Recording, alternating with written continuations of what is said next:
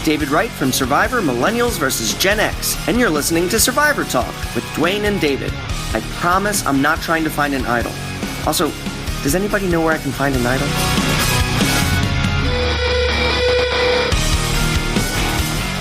Welcome to Survivor Talk with D&D. My name is Dwayne, and we're just two best friends talking about the show we love. Who's the other guy? Who am I talking about? I'm here with the guy who, had he ever driven his truck in Iowa, would have most certainly had a discomforting opportunity to meet Officer Sarah long before she was ever on the show, because he would have been zooming down that highway, and she would have pulled him over. And worried about my plates. Yes. I've been worried about it. He'd be like, oh no, what color is the month? What color is the year? But even more, he's not only my co-host, but even more, he's my best friend in the entire world, David Jones. Hello, David. Hey, Dwayne. How you doing, buddy? Did you happen to notice who actually won the season, David? I did. And you know why I noticed? Why? Because I picked her for the other season. Who is it, David? Introduce her. This is the one, the only Sarah Lacina. Hi, Sarah. Hey, guys. Thanks for having me. Oh, we are so glad you're on the show. And I'm so embarrassed to admit that for Cagayan, she was my pick. I was so rock solid. She's a cop, and I'm all about police officers. Let's do it. Let's win. And one did win, but not the one that I thought was going to win. So yeah. Well, David, you weren't the only one that picked me that I let down. So, and then I didn't get a lot of people picking me this season, and I really shined. So, way to go, David. You let her down. That was actually my plot the whole time. I'm going to play really bad the first time, just so my expectations are really low for when I return, and then I'm just going to hit a grand slam. So it worked. So, what's going to happen the third time? What's the third plan? Yeah, there's not a third plan. Well, congratulations, Sarah. You succeeded in your goal. Thank you. Yeah, mission accomplished. That's right. Well, if you are new to our podcast, welcome. Our goal is for you to have a lot of fun and to laugh and to sit back and enjoy and not worry about being able to listen to this in front of your kids or at work, loudly on your computer at work. We're not everyone's cup of tea, but just add some sugar and you might like it. So real quick show note before we get to going. If you've been asking yourself all season, what in the world did Troy Zan even do this season? We never saw him. Well, he's joining us next week to tell us everything. And David, he was originally scheduled for this week, correct? It was up in the air. Well, yeah. Just go with it. He was scheduled for this week, right? Yep, he hasn't confirmed for next week. So I'm still okay. Well, just like Final Tribal, Sarah boots him out of the way and comes on this week. Yeah. Okay. Yeah. I'll talk to Troy. He'll be on next week. Oh, yeah. Well, he's going to be on next week. So, all right, ladies and gentlemen, it's time for some.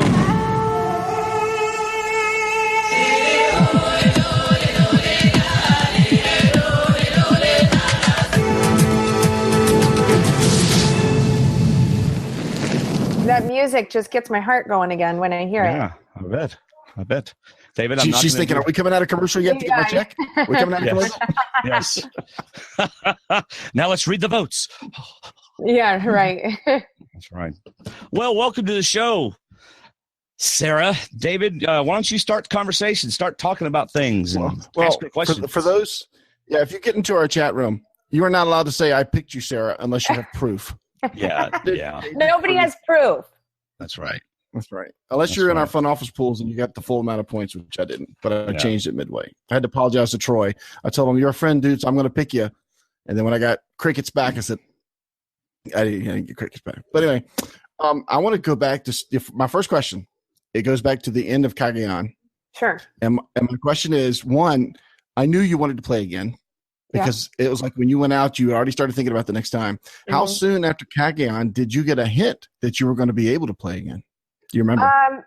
So obviously, when I went out in Cagayan, it definitely, I was not satisfied. And a lot of survivors, I think that's what a lot of people don't understand is it's really hard to get closure. And luckily I got closure after this season, but you literally for 3 years now, in between getting to play, I have thought about Survivor in and out.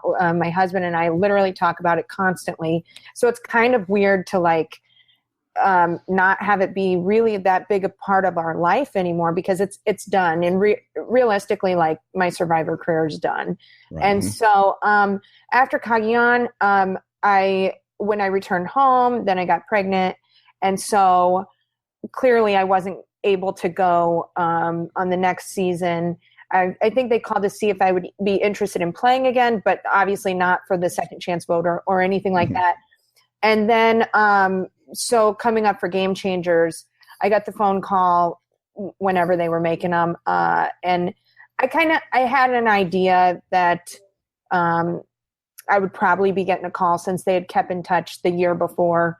And then sure enough, when I got it, it wasn't like, are you interested? It's, we want you to come out. Will you come out? And so obviously I'm not going to turn it down. Right. Are you one of those former players that has the suitcase by the door at all times? My suitcase wasn't packed, but I'm telling you, it's almost like a not healthy feeling that you constantly have if you don't have closure. And I think that's why, a lot of fans don't like returning seasons. And honestly, I don't blame them for that. But the survivors themselves are dying to go back because they realize their mistakes and they want, redemption. And it's really hard to move on when you maybe made a couple mistakes that you could change and you would do differently. In the grand scheme of things, every game's going to be different, and things can happen that don't go your way and do. And to win the game, it truly has to be a perfect storm. And that's how I describe it. I don't think anyone can win without it just being a perfect storm. Yeah. Like the opposite for Aubrey. It was the imperfect storm. Right. And that goes to show like how good of a player Aubrey is because look how far she made it, not once, but twice. And she had like the worst hand dealt to her all season. Yeah. And look how far she goes. So it speaks volumes for how good Aubrey is at the game. But you really do. Everything has to come together. And I could talk for hours over the 39 days of where if this would have went this way, I wouldn't have won. If that would have went that way, there are things that I had nothing to do with. I truly believe the turning point in my game was when Malcolm got voted out. And I had nothing to do with that, Right. So everything has to fall in place in order to win. I don't care how good you are. What about Malcolm being voted out was the turning point of your game? Well, okay, so I started out with JT, and I was really close with JT on Nuku. And then Aubrey and Malcolm were really close, but also Malcolm and Sandra were close. And then Troyzan and Brad were obviously close. And they were in with Sandra in a pregame alliance. And so Malcolm getting voted out broke that up because Aubrey and I had kind of talked. Had he not gotten voted out, Aubrey would have been Malcolm's, side chick. I would have been JT's. Sierra would have been Brad's. Andrea would have been Ozzy's. And the boys would have ran the game. They would have told us where to vote. And that's how it would have been a total alpha game. But getting Malcolm out of there really chopped it off at the knees and it turned the game upside down. I truly believe that's the turning point in my game, and I had nothing to do with it. Wow. Yeah. So like you said, it's the perfect storm type of thing. Yeah. So when you saw the cast for the first time, well, actually, I want to ask you another question. Just if you would expand on it, if you want to. You mentioned at the finale about the phone calls you got. Yeah, from one particular winner. What was that about? Okay, so obviously on a returning season, it's no surprise that people communicate. And Tony and I, we're from the same season, and we know each other. And really, we kind of both stay out of the Survivor loop. Like, there's a lot of people that really stay in it. And Tony and I were kind of out of it. And so we would literally talk like every single day. But just as, well, we're friends. We have the same job. We both have kids the same age, things like that. But also Tony has like kind of a boring job now. He sits at a desk at the police department. He's not out on patrol anymore. So his time zone and my time zone are different. And so when I'm getting a phone call at 5 a.m, it's 6 for him, and he's up and moving around. He's like, get up, you bum. And the guy, once he found out he was going back, he doesn't shut off. He can't stop thinking about it because he goes 100 miles a minute. And so he's got to call me constantly to talk to me about this and say this and that. But I promise you on everything, Tony and I did not have a pregame alliance because he literally told me, we are talking in real life now. You are my friend.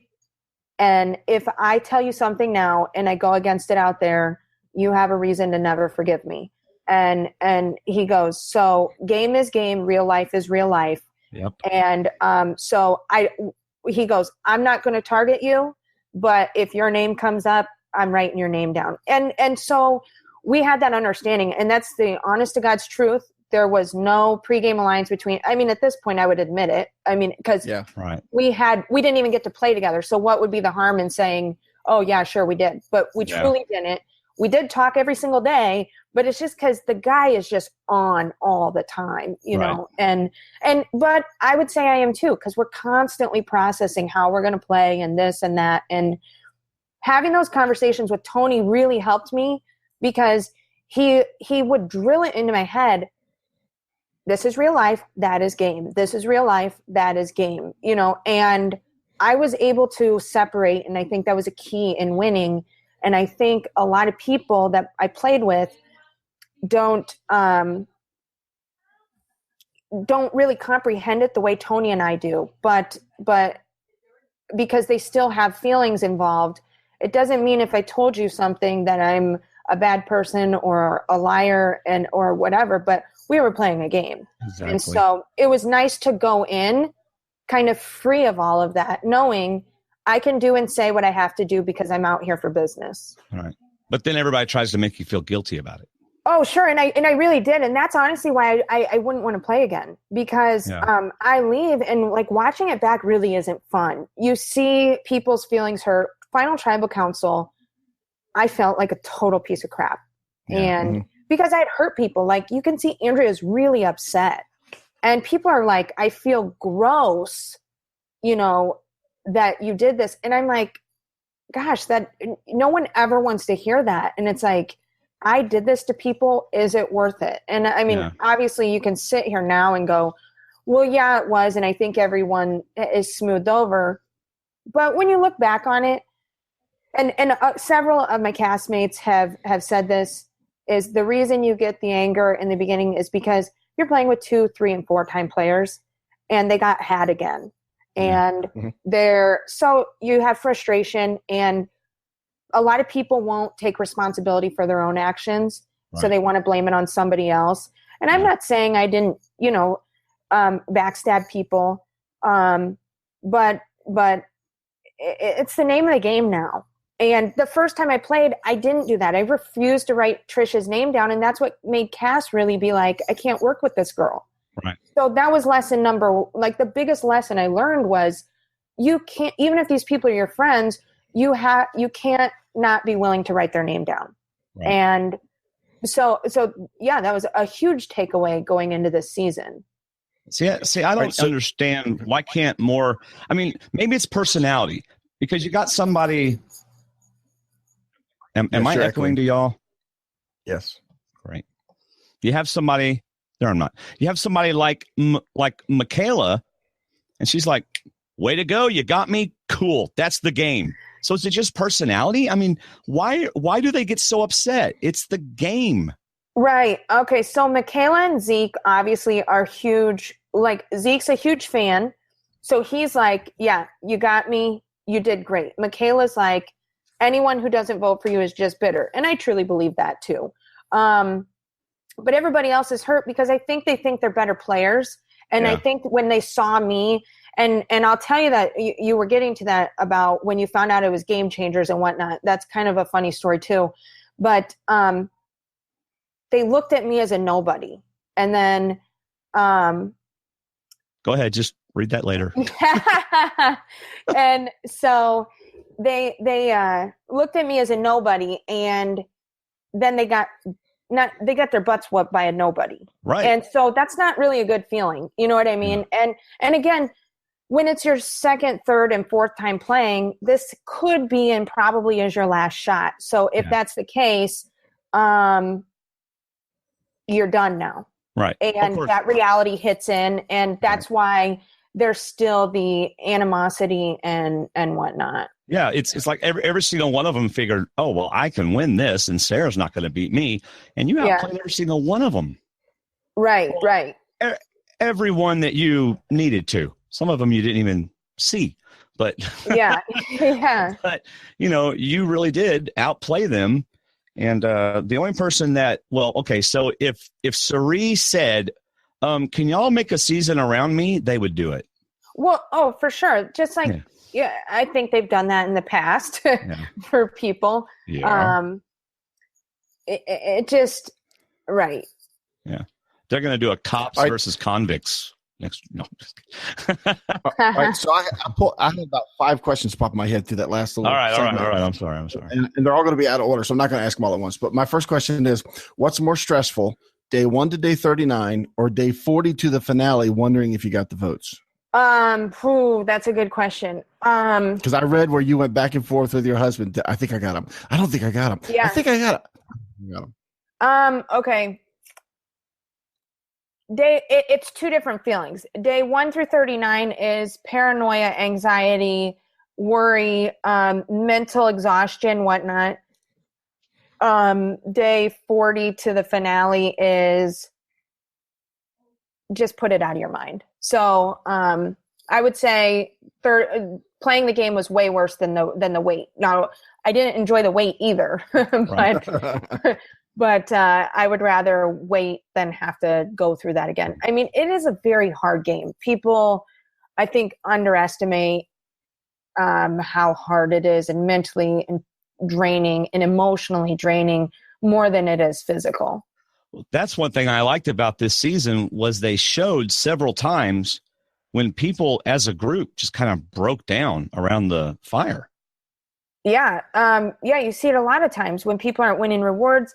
Now, it's funny because people would be like, geez, you guys were eating all the time. Well, what you see is every 3 days, and that's just so happens to be a reward, and that's what makes TV. But when my first season, we had the huge bag of rice, and then Trish opted for the second bag of rice rather than the clue to the idol.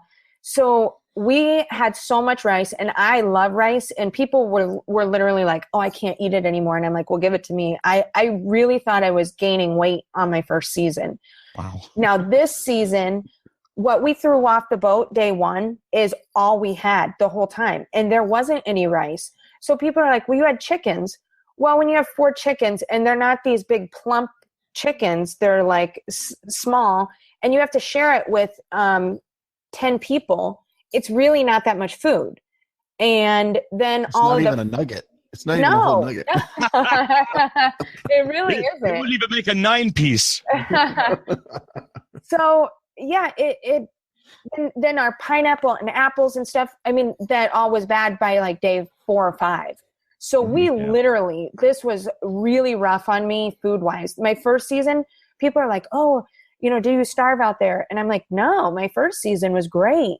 And I'm like, I'm not even worried about not eating. And then this was awful. So then when you do win the reward, you eat, and it's almost better to go without because your body gets used to not eating. And then once you eat, you almost have to go through the withdrawals again. It's terrible. It's like if you're going on Survivor, you might as well do like a 20-day fast and then start it over again or something. Right. Why aren't you eating? I'm praying I'm on a fast. Yeah. That would help. All right, David, go ahead. I know you got lots of questions. So there's 2 ends of a spectrum I want to cover. I first want to talk about 2 people, and then I want to talk about 2 other people. Okay. We've already brought them up.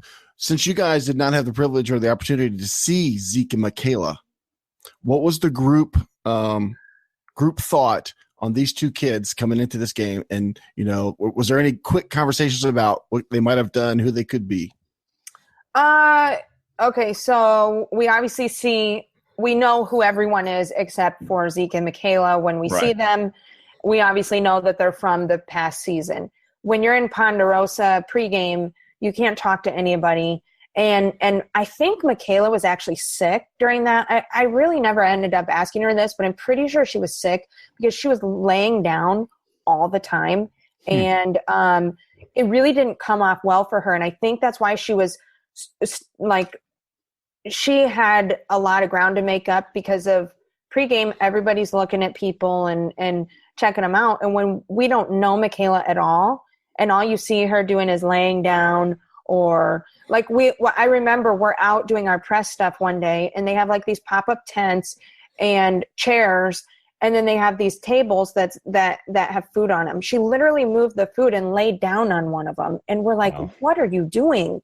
You know, but I think she didn't feel well and was sick because, you know, you have to keep in mind she came off another season, and even though she wasn't out there the whole time, she was still on that the pre-jury trip, which is in foreign countries, and who knows what she was eating or drinking, and it still, a lot of people have, you know, issues after they come home, digestive wise and whatnot. So do you think that played into the social edit we got of her for the first half? Absolutely. And people would sit there and go, well, we're not seeing this, why everyone dislikes Michaela. Well, everyone didn't dislike Michaela, but that's like the first impression we get of her. And then once the game starts, she forgets that we don't know who she is at all. We know nothing about her. So and even with Zeke, so they were treated like rookies. You know, they were treated like this is their first season. So the first couple of days, people really, I don't know what happened over on Mana, but I can tell you, like, over with Zeke, we were everyone was doing their own thing, and it was kind of like Zeke is doing, you know, whatever, because we're trying, you know, I'm talking to JT, I'm talking to Sari, and it wasn't a priority because nobody was making it a priority. Everybody looked at them like they were freshmen. You know what I mean? Yeah. So they were just kind of, please talk to me type of thing. Yeah. I mean, Zeke went about it a different way than Michaela. It made Michaela mad. And, you know, she's like, I'm good at challenges. How come you guys don't realize this? Well, because we never watched you. Right. Yeah. And so when you watch the challenge where Sari goes across the beam and Michaela's at the sit out, people are probably screaming at their screens like, how did that happen? Well, we don't know she's good at challenges at that point. And then, you know, attitude plays into it too. And then you see how she reacted. But I also think for Michaela, rightfully so, it would be hard to be Zeke or Michaela going into a season where nobody knew you. You know, one thing I didn't realize when I first watched it until I watched it again was that I was thinking, why in the world would anybody pick Sari to be on that challenge? Okay. And then I figured out, she was a captain. Yeah, she was a captain, and she probably was like, oh, crap, why am I a captain? You know, but, oh, man. Yeah, so, yep, she was a captain. So what they do is they have a bag. It's got rocks in it, and maybe like two white rocks and the rest are black rocks or whatever. Right. I don't remember. So everyone sticks their hand in and pulls them out, and then whoever's got the two odd colored rocks. Yeah. Obviously, and then it's a school. So whenever Jeff says like, oh, that's a schoolyard pick, that's how they do it. You get captains, you draw for captains, and then you pick from there. Do you rotate gender, or do you pick whomever? No, I think when rewards at stake, people, as much as they want to say that they pick strategically for, okay, who would I want to go on the reward with? I truly believe that goes out the window, because you just want to win. When Jeff describes a seaplane or a helicopter, and you know that that's what's coming, I think you try and build the best team for yourself because you want to win. And I don't know, maybe people would like to take credit and say I strategically did that, but I really don't believe that. I love those comments at reward. This is the team I wanted because it so-and-so is back at camp and I've got exactly what I'm going to talk to. Exactly. Honestly, I don't believe that, because you're kind of caught up in it. We are sleeping outside and you're, not eating food, and you're going to go on a helicopter and sleep in a hotel. You're telling me that you're making a strategic decision right now? No, you're going, and it's not like you have time to contemplate it. It's everybody's in front of you, and you're like, who's going to do the best? But I will tell you, Sari and I were very close, and she did do me a solid on this one, and I've never really thanked her for this. But on the helicopter reward, Sari had, picked me for the balance beam one where we lost. And she was a captain for the helicopter reward too. That was the word puzzle where we were in the chair that went up and down, Yes. Yeah. Okay, so it's like her turn to pick, and she looks at me, and I give her this look like, don't you dare. And she didn't pick me because I think in my mind I would have been the next obvious pick. And then someone who's probably not as good at a challenge got picked, or she picked them over me. So then Brad was a captain too. And it left, obviously he's like, well, yeah, I'm going to pick Sarah. So like, she's really the reason I went on that reward. I mean, nice. Our team solved it, but she was going to pick me, and I literally shot a look at her like, nice. Don't do it. So that is awesome. I've gotten that look on the podcast before from Dwayne when I wanted to bring something up, but don't do it. You actually got it from me earlier when you made that comment. Yeah, I did. It still hurts. Yeah, it still hurts back there. Now, on the other end of that spectrum of the two people is somebody you just brought up. What about the 2 4-timers? Was there any discussion about those two? Because they were on your tribe to start with. Yeah. Okay. So right away, my game plan was go talk to everyone because you want as many options in the game as you can have.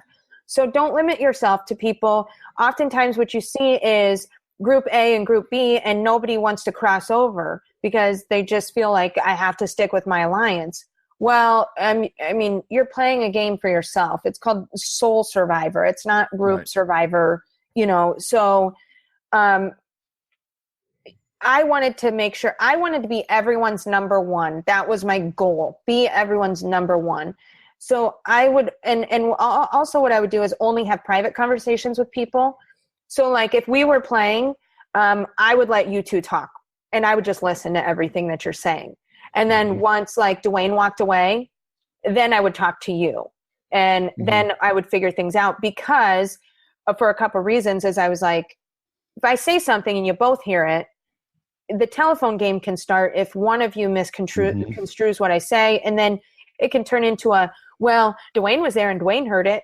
But if you're only with one person, then it's your word against theirs. And you can say, no, they're lying. That's not true. And so it's kind of, a way. Plus it's more personal when, if obviously you guys already said you're best friends. So clearly I'm the third wheel in this. So anything I say, if I say it to both of you, you guys are going to talk about that when I leave. If I don't say anything to both of you, you have nothing to talk about when I leave. If that ever happens, he's first gone. I'm telling you that right. He knows it too. Sarah, you might want to get in the chat room because Sunday's there. How do you get in the chat room? And Aubrey is there, and they both keep talking. And they both keep talking to you. And how do you get in the chat room? Go to Chatwing. What is it, It's David? chatwing.com/STWDD. Yeah. And Aubrey's got a question. She said, am I still your number one, Sarah? Of course, you're always my number one, Aubrey. We just talked about you, Aubrey, just a few minutes ago. Yeah, Aubrey didn't go back to the beginning and hear the props she gave you at the beginning. Yeah. I did. I gave Aubrey major props, but she deserves it. She does. Yeah. Well, it's like you said. I'll just go ahead and tell you, Aubrey. Sarah was talking about how it takes the perfect storm. And David and I, throughout the season, especially towards the end, kept talking about how Aubrey got the imperfect storm. It was like everything that could possibly go wrong was going wrong for Aubrey. So anyway, and she says we were planning to vote you out right now. That's what Aubrey just said.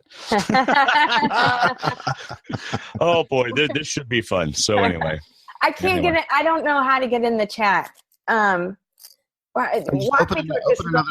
Open another tab and go to www.chatwing.com/STWDD. So chatwing.com/STWDD. Aubrey, she's a humble winner. She schooled the crap out of all of us. Oh, see, now she just wants my vote. But Aubrey, wait, am I in here? Aubrey, earlier she said that she outplayed all of y'all. That's what she said. She said y'all were just a bunch of. It wasn't the way you just said. I said it. Like they were nothing. See, you thought I was the mean one. See, there you go. All right. Are you in the chat room now? Let's see. I'm looking. I don't see you there yet. If all else fails, go to stwdd.com/live, and the chat room is right there. Well, I'm in, but I think, did I have to log in? Yeah, you got to Yeah, you might have to pick Facebook or Twitter or Google to log in. It'll just ask you. Okay. So that you can see what's going on, yeah. Yeah. All right. Jeez, you guys. She's Louise. Okay, there hey. she is. All right. So now y'all are going to have your own little conversation. It's like we're not even here. Oh, man. All right. So I have a question for you. Well, no, David, you were still asking her about the. Yeah, we were talking about Suri and Ozzy. I didn't name them, and she didn't either wisely. Oh, but okay. So the 4-time players. Yeah. Wait. Can I have the chat up and the screen, or do I not need the screen up? Wait, which screen? Just put both screens beside themselves. You don't have to look at us if you don't want to. No, just put. Okay. Do you have your Google Hangout in like full screen so it takes up the whole screen? Yeah. Okay. Do the little green button on the upper left of that window. Yeah. And it'll bring it down to a window. And now you can have your chat wing beside it. Fun. So I got my notes over here. You're here. Chat's right there. So I know. You're like, how do you even make it through life? I don't know. Hey, this was a commercial for Google Hangouts and chatwing.com. So I hope they appreciated that. Yeah. All right. So, David, what was she saying? Was there any discussion? Thank you, Dwayne, for remembering me. Was there any discussion or thought, or even from you, about the 4-time players? Was there any? Okay. Hey, they cannot go to the end. Hey, we got to do this, that, and the other. Yeah. So Suri right away I could tell was on the outs because Ozzy and her kind of had some underlying issues from other seasons. So I went to Ozzy right away, but Ozzy's real quiet, and you basically to get in an alliance with Ozzy, you say, "Hey Ozzy, I want to work with you and go to the end with you." And he goes, "You do?" And you say, "Yeah." And he goes, "Okay, cool." And then now you have an alliance. Wow. All right, let me write that down just in case. do you have to say, Ozzy, you're amazing? It helps. That does help. Yeah. But so then Can I get your autograph on this coconut while we're here? Okay. Like, oh my gosh, it's so good to finally meet you. Yeah, I mean that stuff helps. Yeah. So immediately I could tell Suri was on the outs, and I teamed up with JT kind of right away. But then Suri is obviously trying to make her alliance too. So Suri and Andrea and I get together in the woods real quick, and we make a deal. And so at this point, day one, I'm already playing both sides, right? And that's what I wanted because, again, I want options. So really, Ozzy was kind of good to go because there was more of like a bromance between all the alpha males than people got to see, because it didn't get to that point. Because like I said, when Malcolm went, that flipped the game. And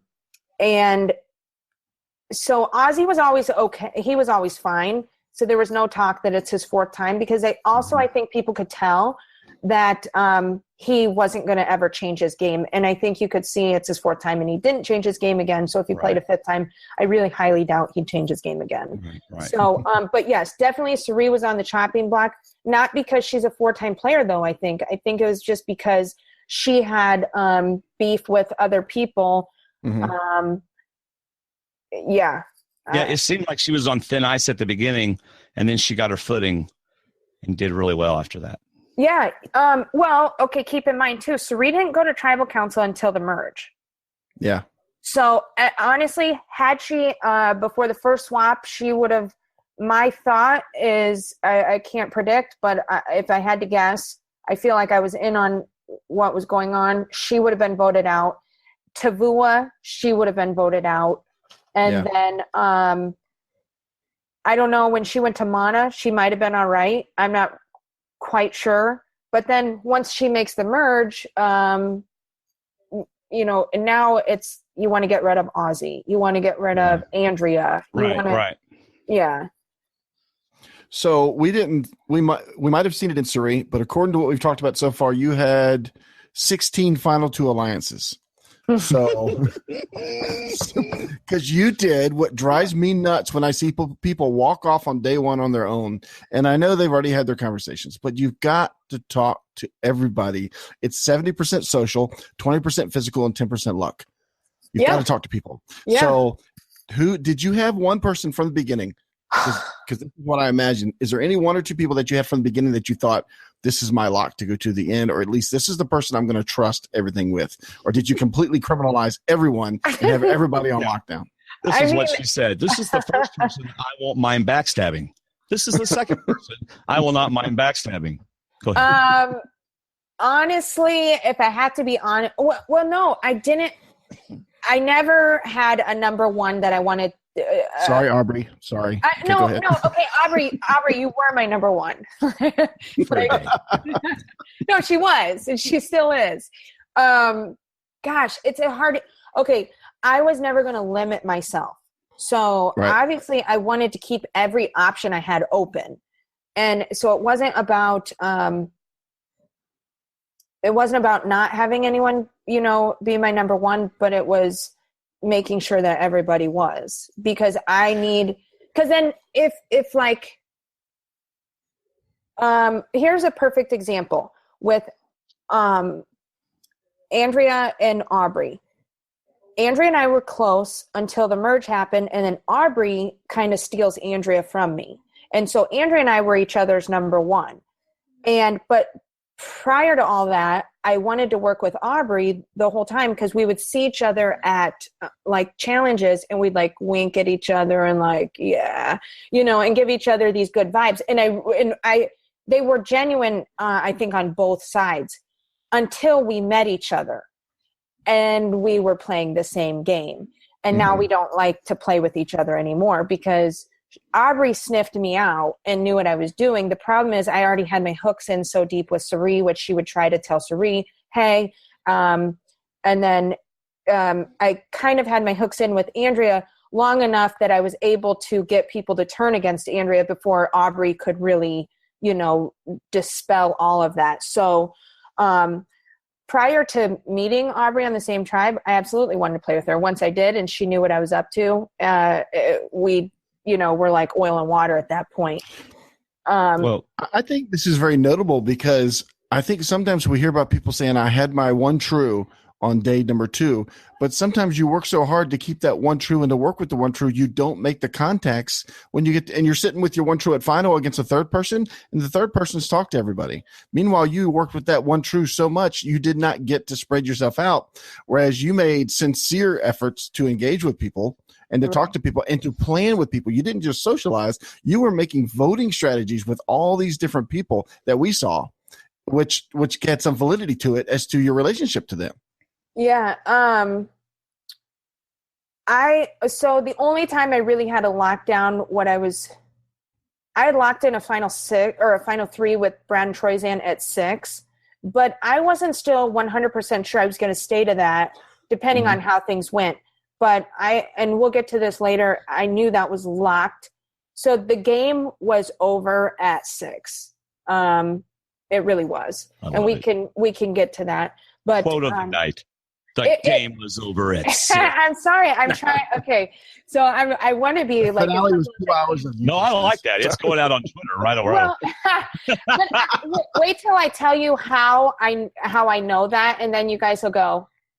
And that's why it can't air the way that it happened. I mean, it does. Right. But that's why the whole story can't get told, is because it'd be so obvious what's going to happen, who the final 3 was going to be. Okay. Because we had the numbers. I have made a note so we can get to that. Would you like to hear what Aubrey, I'm sure you read it, but this is what Aubrey wrote in the chat room. I couldn't read it fast. I can't read good. You got to be careful with the chat room. You can get addicted to watching it and forget there's a conversation going on. I know, and I did that. Times. You were asking me a question. Yeah. It's like, Aubrey and Sunday are trying to take over the podcast. It's like Survivor Talk with A and S. So here we go. I'm just kidding. So tell me what she said. Sarah made an alliance with me contingent on the fact that if anything I said got back to her, I was toast, which was genius because I was on the anytime someone says anything that moves. I was at the bottom at the merge and determined to prove I was reliable. Also, she said you have to be okay with me not voting with you all the time, which was super which was super smart because it was premeditated, but she warned me. So I stayed with her a second longer than I should have because I was desperate. That's the end of my 2 cents. I promise. She made the duo. And then she writes, she made the duo with me based on what I valued and needed at the time. It was insane. She totally outplayed me. No, she didn't write that last part. So anyway. But yeah, it just go ahead. It just sounds like you knew how to play the game. It's like it was natural for you. I was watching you. I just kept watching you and going, wow, she's doing that and getting away with it. You know, it's just. I think it had a lot to do with the fact that you never had to look behind you and say, was that okay that I said that?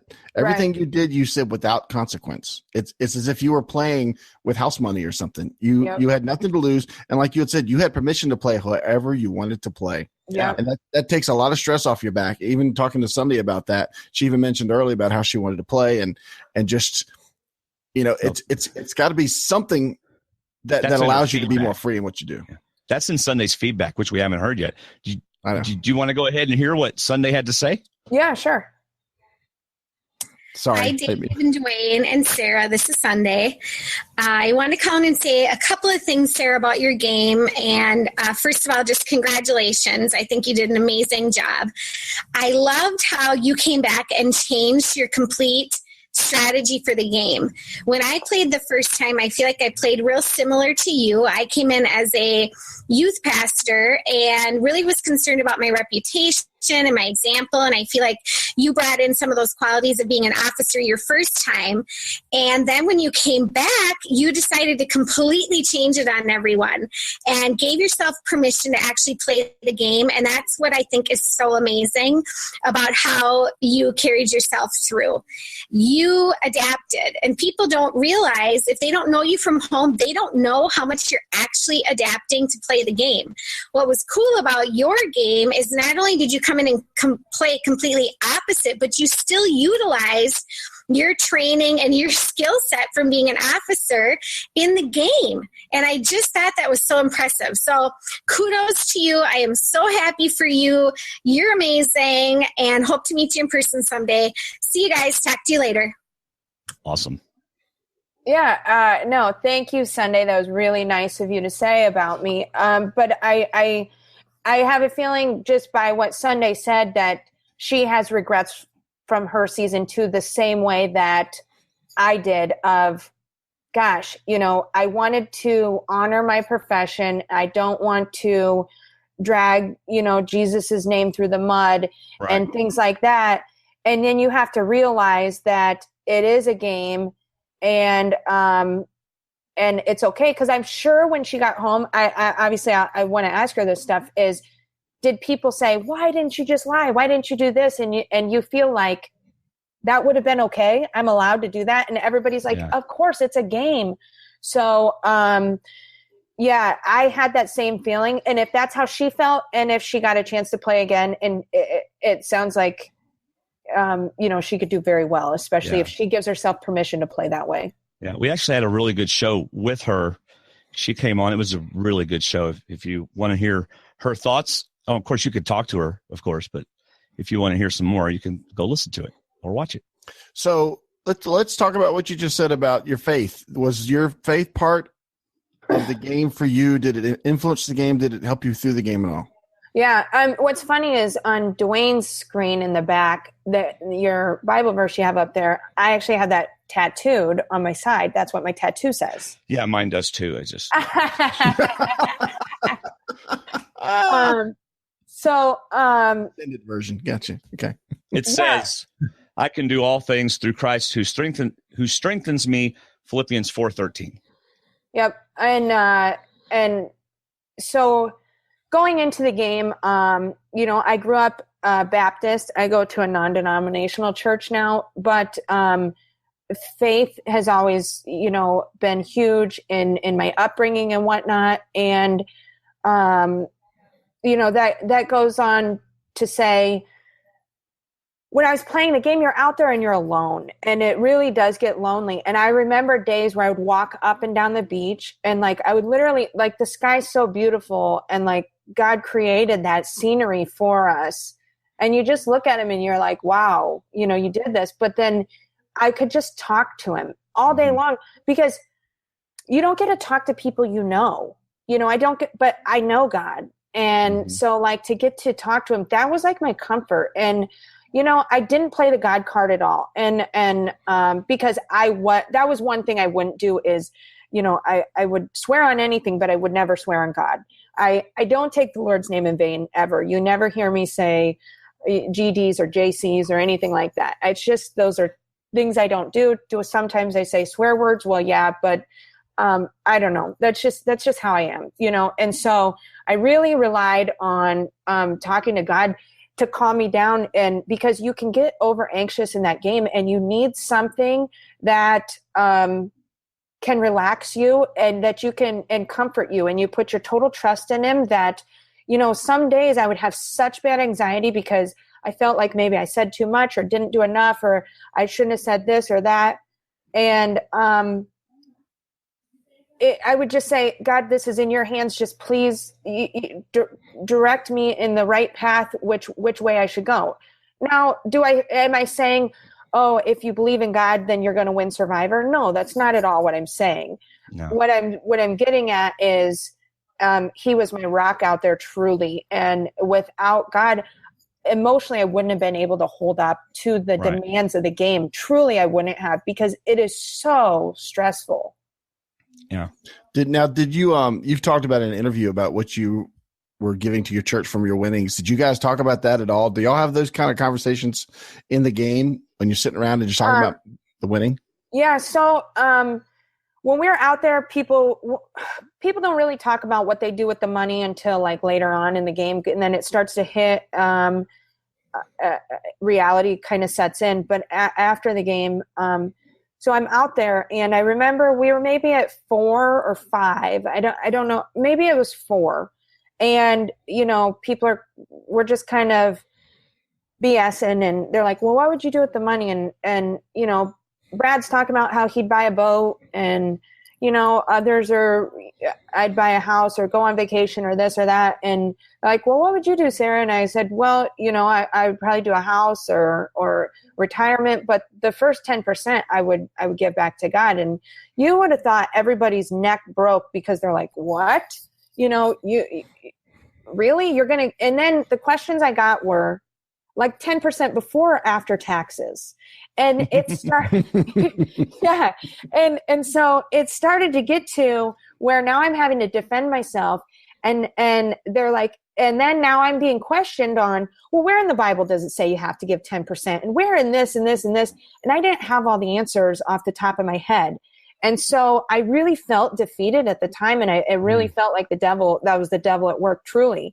And I'll tell you, the greatest part of the whole story is when I came home on a Friday, and then I went to church on Sunday, and the entire message was about tithing. And I still have the sheet. It's upstairs, but I showed it to David earlier, and it answered every question I was asked out on the island. Like my pastor gave me every answer to every question that was asked of me out there that I couldn't answer at the time. It was crazy. So then the story goes on even kind of cooler is I'm at work after I won. I went back to work last week, and I'm telling one of my coworkers who's also a Christian, get this, like, because this is the first time I can talk about, that experience I had at church when I first came back. And I said, so get this. This is what happens. And then when I get home, this is what God did. Like at church, like the message was literally for me, and it wasn't. I mean, it was for everybody. But but then I'm like, I kid you not, I'm sitting in his office, and a secretary comes through and hands me a card, a mail, like people send mail, duh. And I open it up, and it's a card from a fan, and it's a Bible verse on the front, and it basically says, continue to praise God and spread his word and teach his ways or whatever. And I'm like, here he comes again. Like, it's like he keeps, this is the second time he's done this to me now. And I'm telling you, if that doesn't tell you he's there and he's laughing at you and saying, I told you, just trust me. I don't know what does. I really don't. Yeah. People give to what their priorities are, and, right. And if your priority is your relationship with God and with Christ, then one of the things that you want to do is support the ministry of the church, not a particular denomination, of course, but the church, the Christian church. And so, it's a very natural thing to give that first 10% minimum, and let God do with it whatever he's going to do with it, and then trust him with the rest. Right. So there you go. Yeah. So, and like this podcast is perfect for it because you guys appreciate that story.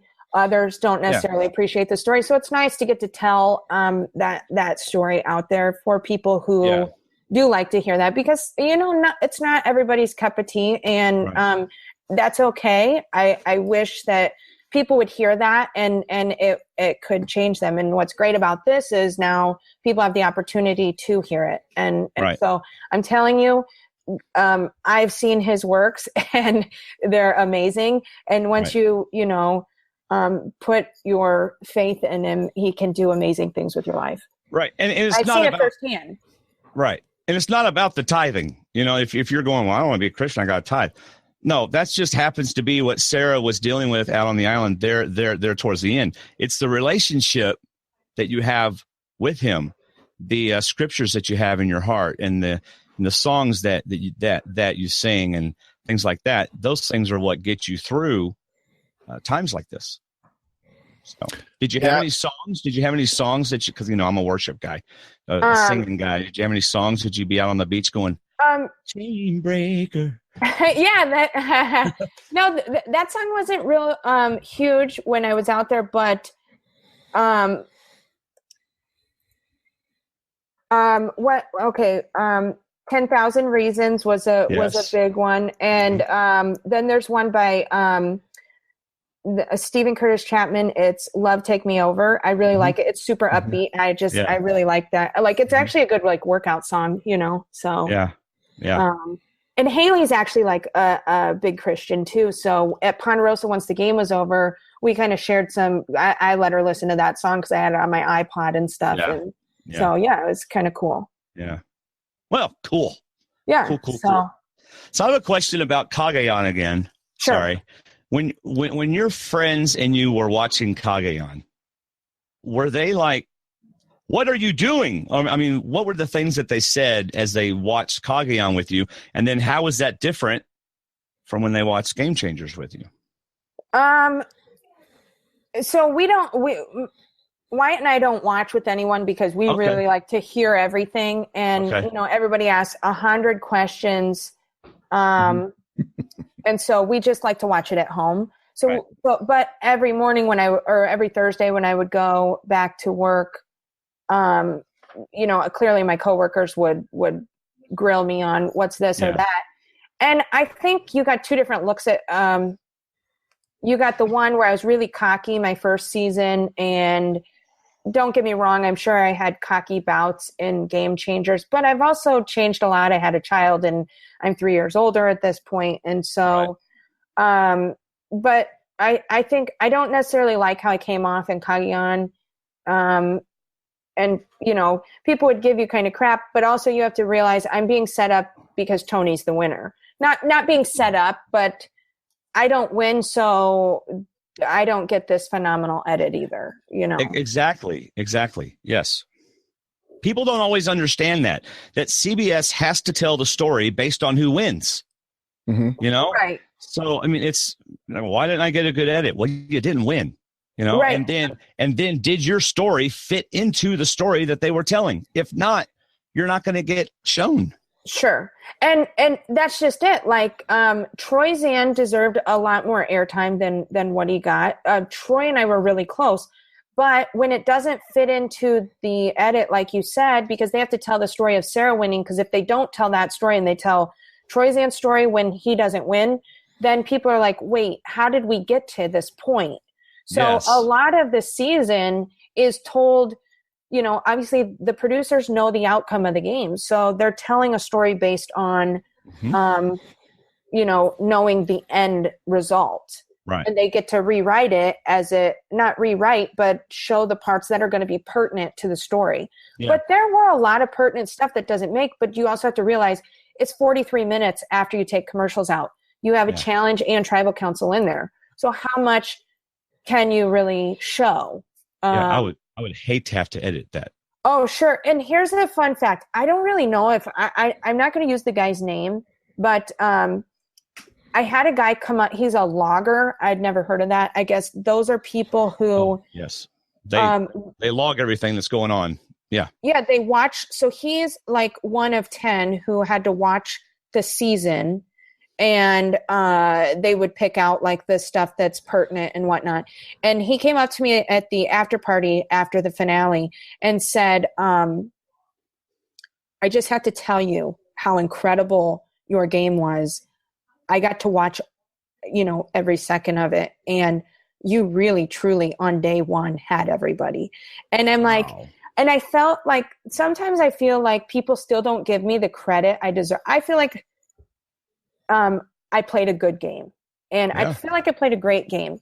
And I still feel like people don't want to give me the credit because maybe I wasn't a big name coming in, so they don't want to be wrong and be like, oh, well, Sarah really was, this or that. But when someone can say that to me, I don't care. Anyone else who is not a part of the season or whatever can have their own opinion. But when a logger comes up and says, wow, I didn't get to see you play, but I watched it, and holy cow, I listened to everyone's confessionals, and somehow you had them all. It was magnificent how you pulled that off. And I'll tell you, before the first swap, I remember going to confessionals and talking to the producers and saying, if we go to tribal council, I'm in big trouble because there's still 20 people. There's 20 people in the game right now. And I'm going, how do I keep everything straight? Who have I told what to? Mm-hmm. And it's really hard to keep everything straight. And so fortunately we didn't go until the Sandra vote, which gave me time to like iron things out. But I did. I had built these powerful relationships and one-on-ones, threesomes, and then big groups very early on. And I continued. I didn't let those just go to the wayside. I continued to make those strong every single day. And that was a lot of work and a lot of organizing without pen and paper. It all has to be up here. So, I do. I think I played a really good game that a lot of people don't want to give me the credit for. All right. So wait a minute. Hold on, David. Hold on, because that plays into. I've been silent for 45 minutes. So you better be quick. It plays into Patty's feedback. I mean, Patty's feedback is this. So I want to go ahead and finish this out. Okay. So here's what Patty said. Hi, David. Hi, Dwayne. Hi, Sarah. Congratulations, Sarah. I just want to say that you really did an excellent job, and I'm so glad you won, and I really think that you played an excellent game. Do you feel that some people have not been giving you enough credit or has not been liked in this season because a female player won? And how do you feel about this? I think you played an excellent game, and I think you played better than Tony even. And you didn't have like medallions of power and Trish putting out fires for you. You did an excellent job, I think, and without even winning any immunity challenges on top of it. I'm so proud of you, and I would love to see you play again and prove them all wrong again, and maybe take over Sandra's crown. What do you think? She ain't giving that up. No. You know what? No, thank you so much, Patty. You literally summed up everything that I could say. The way you said, I didn't win any immunities. Like, people aren't giving me credit for that. I didn't have this idol that could be played at, like, it's basically an or an invisible individual immunity is what he was wearing around his neck, because he never had to decide if he was going to play it, because he could play it after the vote. Now, I'm not discrediting Tony's game. He did play a great game. I'm not comparing my game to Tony. What I'm getting at is what I didn't have when I played. I didn't have any individual immunities. I didn't have any hidden immunity idols. Did I get the legacy advantage? Yes. Is it an idol? Yes. But the way I had to go about getting it was not easy. And so, and I was limited to when I could use, I was told when I could use it. So I don't even think that that's comparable to having an immunity idol, because I didn't get to choose when I played it. I was told when I had to play it. Right. So yeah, Patty like summed it up perfect. Like I was putting out my own fires. And like another thing I would do is, after tribal council, you go into lockdown before you get back to camp and whatnot. So I think what a lot of people do is kind of stew, and they don't want to own up to what they did. So when I would flip, I would, the whole, way back to the beach, I would figure out how I'm going to talk to the people when we get back. And I want to be the first person to talk, because they're stewing about, well, what's going on. And if, again, if like it's you and Dwayne and I playing, or David, whatever, it's the three of us playing.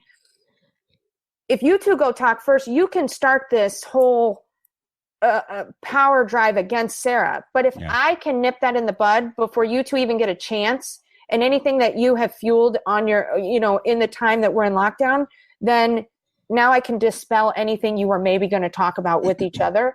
And then even if, David was like, well, Dwayne, Sarah said this, and then I might have won Dwayne over, and he goes, yeah, but David, remember she said this though.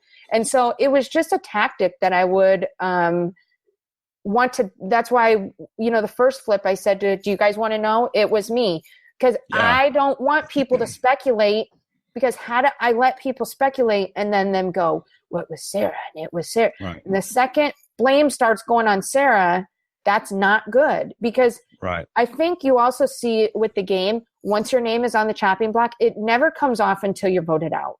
It really doesn't. Brad would have been voted out had he not continued to win immunities. And that's because his name got on the block early, and it continued to follow.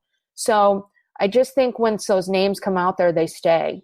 And I didn't ever want my name to come out there. Right. I had so many questions pop up while y'all were talking, but I didn't want to interrupt because I love the flow that y'all were using. No, just tell me. Remember, I told you just to tell me to be quiet. No, hey, I got all night. No, I don't care about the basketball. No, he's already told me no. So when we were talking a long time ago, like yesterday, like an hour ago, but about Tony and how you said that when he found out he was in, all of a sudden he starts going, and it's nonstop. And I pictured one of those little spinner tops that you put the string to, and you pull it, and then you just drop it and it starts spinning. Yeah. I think that better describes your game, because there's a difference between day one feeling people out and day one starting the conversation. And I feel like that's what that logger told you, is that on day one, you started the conversation. You didn't look at people and say, oh, I wonder what Michaela's really like. Or you started talking to people, or she wasn't on your group, but you went up to people, to Zeke, who you didn't know, and you started. And that's another notable thing for future players. On day one, you don't have time to start feeling people out, because other people are already starting to play the game. Right. But it's also a fine line. You can't be, from what I heard, I wasn't over there, but why Sierra, the Sierra Easton was voted out, what I've been told is because she was talking to everyone. So it's a double-edged sword, talking to everyone. You have to talk to everyone without looking like you're talking to everyone. Yeah. And so if you're gathering firewood, you have short conversations and have it be like, hey, yeah, I want this to work, but let's not let people know about us. And that's what I would tell. And then they're like, oh yeah, that's a good idea. But when you really sit there, if you would dissect what I said, you're like, well, why would you be ashamed of working with me then? Why do you care if people know that we're working together? Yeah. You don't want people to know because you got something else going and you want me to be your side piece. That's why, Now we get that well scene of Sierra where she comes up and gives out a name, where we saw 6 people before her not want to give out names. Mm-hmm. And you're making me think about the idea of starting the game, and I go to you, Sarah, and say, hey, so where are you from, and are you married? And we just talk about stuff in general and say, oh, I think we really click. I think we'd work together well. There's a difference between that and me coming up to you and saying, you know what, I don't trust Dwayne. I can tell you right now, he should be the first one to go. I think we should go after him. And you think, well, you know what? I could probably go to Dwayne and get him right now because of what you just said. So I think there's a difference in how you Tasmanian devil the group and how you approach them, and do you converse with them, but you build first. And then Dwayne goes to you after our first conversation where we just chatted about life. And he says, what do you think about David? David's a pretty nice guy. We talked about life and stuff. I think he's somebody I could work with. Do you think the 3 of us could work together? That's, to me, is how you build day one. And you don't go around saying, I think Sandra's got to go. Yeah, flat out. exactly. She's my first vote. And then people say, well, okay, she's going to start. She's calling Sandra today. She's going to call me tomorrow. She's not looking to converse. She's looking to vote right now. And let's back that up. So my question is, though, Nuku, first tribal council, if y'all lose the first event, who do you think goes that first tribal council?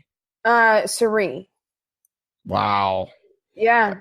Oh, that would have changed the game. Exactly. That's that perfect storm thing. Yeah, because she honestly, I feel had Sari gone to tribal council before the merge, she would have been voted out. That's just my opinion based on, I feel like I was in the know pretty well.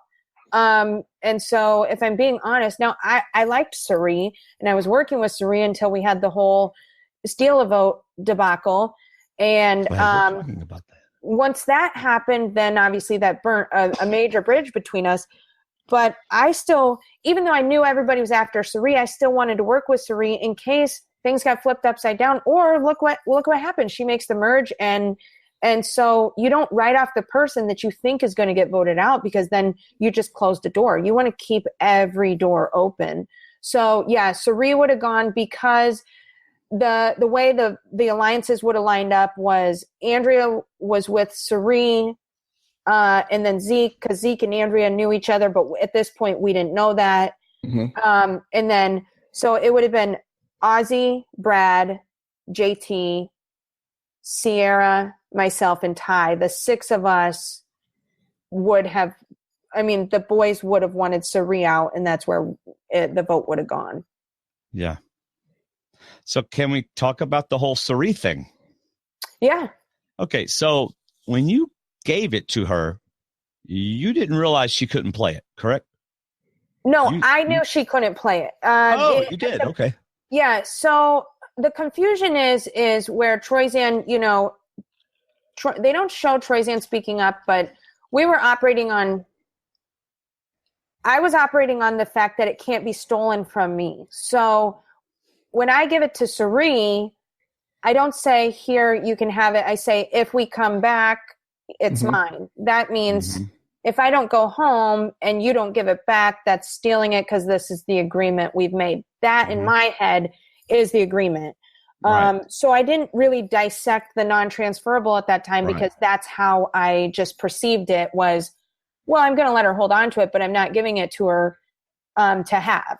You know what I mean? Right. So she saw it as this huge hand of trust, but it really wasn't that big of a sacrifice for you at all. Well, sure, because, here's the thing. Sari and I really were working tight together. I think what's happening when she decides to play it, I don't feel as it's a sacrifice, because, one, I don't ever think of her wanting to play it because I know she can't play it. So it doesn't really cross my mind that she would, because, again, she can't. Okay. But she doesn't realize she can't. I think she was getting to the point in the game where she needed to make a move. And Sari wanted Aubrey in our group. I wanted Ty in our group. Sari didn't trust Ty. I didn't trust Aubrey.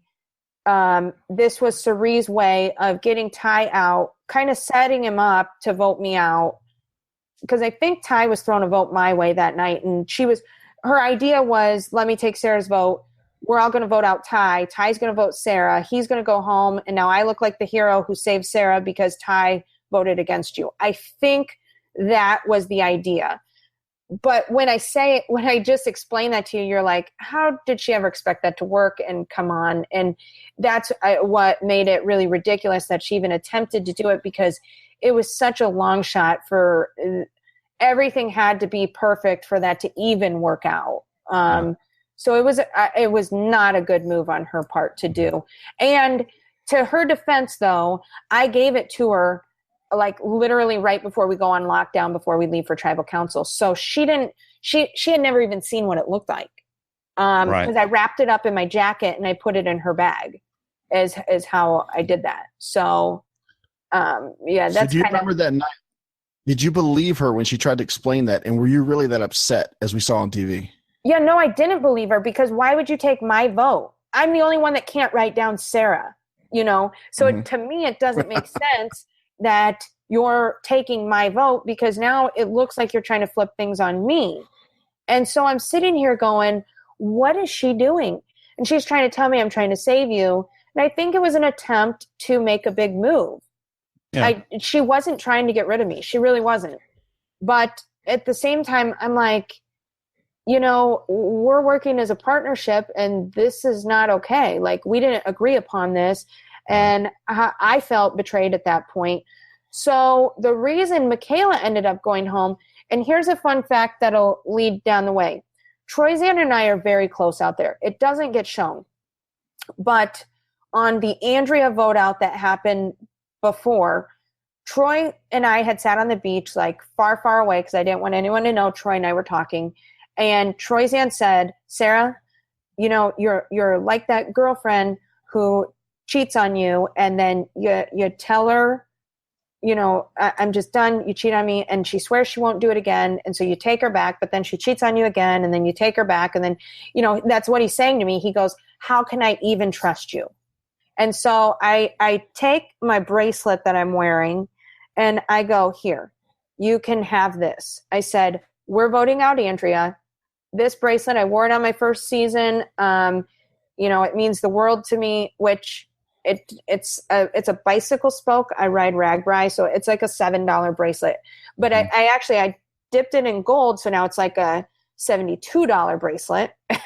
So it's worth a little more now. But so I give it to Troy, and I'm like, if I'm lying to you, keep my bracelet, throw it in the fire, do whatever. So I give it to Troyzan on the Andrea vote out. It goes that way. He gives me my bracelet back. We're good to go. So I've ruined my word that now I've had to go to like material items, to solidify trust. So it's funny, if you go back and you watch at the Michaela vote, when things go up in the air, I look at Brad and Troyzan because I know that they're a tight pair, and I say, I first mouth Sari because right now I'm thinking emotionally. Yeah. And they kind of give me this look like, Sarah, like, we will, but are you sure they don't want to, they're not trying to tell me or push me to do something.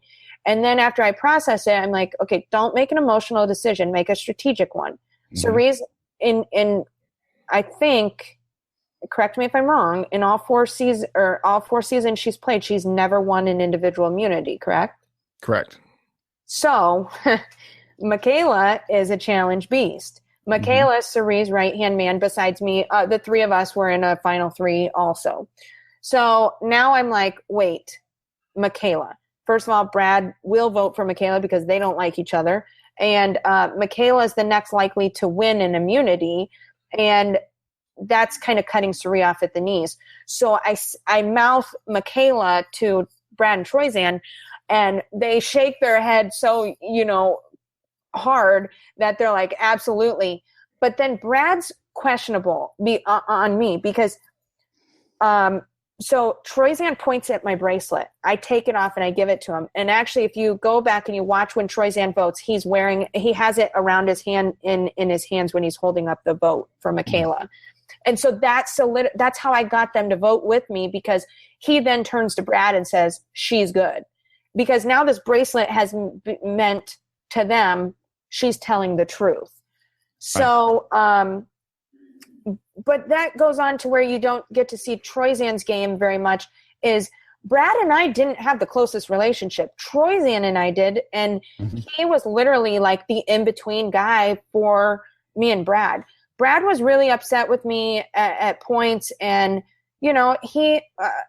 our personalities just clash.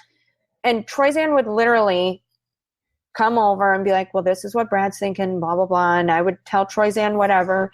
And then I would go, well, if Brad's okay with that, just tell him to like give me a thumbs up. And Brad and I would literally communicate just by a thumbs up or a thumbs down, because Troyzan was being the middleman, he was like the glue that kept our little threesome together, because I don't know that Brad and I would have been able to make it work. And Troy really smoothed things out with Brad for me, and it doesn't get shown. And I think that's why, Troy's a little upset, is because he's getting a lot of crap for not doing anything. He helped me tremendously. And so I guess do you want me to go into why I say it's over at 6 or no? Before you do that, I do want to ask you, how were you able to, and I'm echoing in somebody's, probably in Dwayne's, how were you able to maintain composure when Sierra said, if I get voted out, you can have my advantage? Well, so at first I'm like, wow, like she just told me this, she wants to work with me. And now I'm really contemplating keeping her, because like she could be my ace in the hole, where I know she won't. I mean, she was really laying it all on the line, and we were really good friends. I know people laugh when I say that, but I did have genuine friendships with people out there. At the end of the day, you have to write someone's name down. It doesn't mean that our friendship was fake. It just means you were going to beat me, so you had to go. You know what I mean? And you would have done it to me too. I just did it first. So when she says it right away, I was more so flattered and wanted to play with her.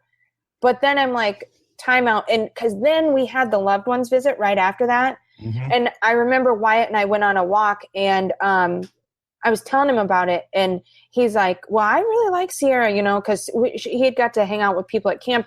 And I'm like, but listen to what she told me. And when I tell him, about it, then I'm like, I got to vote her out, because I want that, and I may need that. And he's like, well, yeah, you got to get rid of her. And so, we had talked about it there, that she's got to go next, because I need that as soon as possible and before she changes her mind. So, And so then you go up to her and go, you know what? You're like my best buddy. Right. You're my girl. I had to lay it on thick. Yeah. But that's the one where a lot of people can't sit there and go, well, you told me you weren't voting me out ever. Like the day that most people went home, if I was going to vote them out, like Zeke or Andrea, I really didn't talk to them that much that day, because I didn't want to lie to their face and be like, no, it's not you. It doesn't feel good to do that. So I truly, like the day Zeke went home, I didn't talk to him the whole day. And, sorry, I lost what I was saying. It was about Sierra, and you were telling her how awesome she was. But with Sierra, I did have to cross that line, because I'm like, she's got it. I got to throw the line out there and hope she bites, because. But you know what? That line may have bought you the 3 minutes it took her to will that advantage to you. Exactly. And if you ignored her, she might have thought about it. Yeah. That and you went home. I know. And it was actually a lot more dramatic. And Aubrey actually caught me doing that. And because I went, and they don't show how like obvious I had made it. I thought I maybe overplayed it. And Aubrey's sitting right next to me, and she looks at me and goes, you look confused. She is not impressed by what I just did. And I go, no. And she's like, what's wrong then? And I'm like, oh my gosh, like leave me alone. And I'm like, I just totally got busted. So then Aubrey looks at Andrea and she's like, did you see Sarah? And then I'm like, knock it off. Like, so then we're back at camp and I hear her saying it to Sari and Andrea. Yes. Sarah, something's up with Sarah. And I can hear her saying it. And I'm like, Aubrey, knock it off. Like, you're blowing up my game right now, you know? But yeah, she totally caught me. But again, I had Sari, and she'll say this, like Sari just wouldn't listen when Aubrey was trying to tell her, we got to get rid of Sarah, you know? And because I was in tight with Sari, but I was willing to get rid of Suri had it come down to that. But I would also like to note that I never voted for Suri. So people, Right. you know, Nobody did. right? Yeah, nobody did. No, nobody did. And so if she was like, "Oh, you turned on me," well, I didn't though.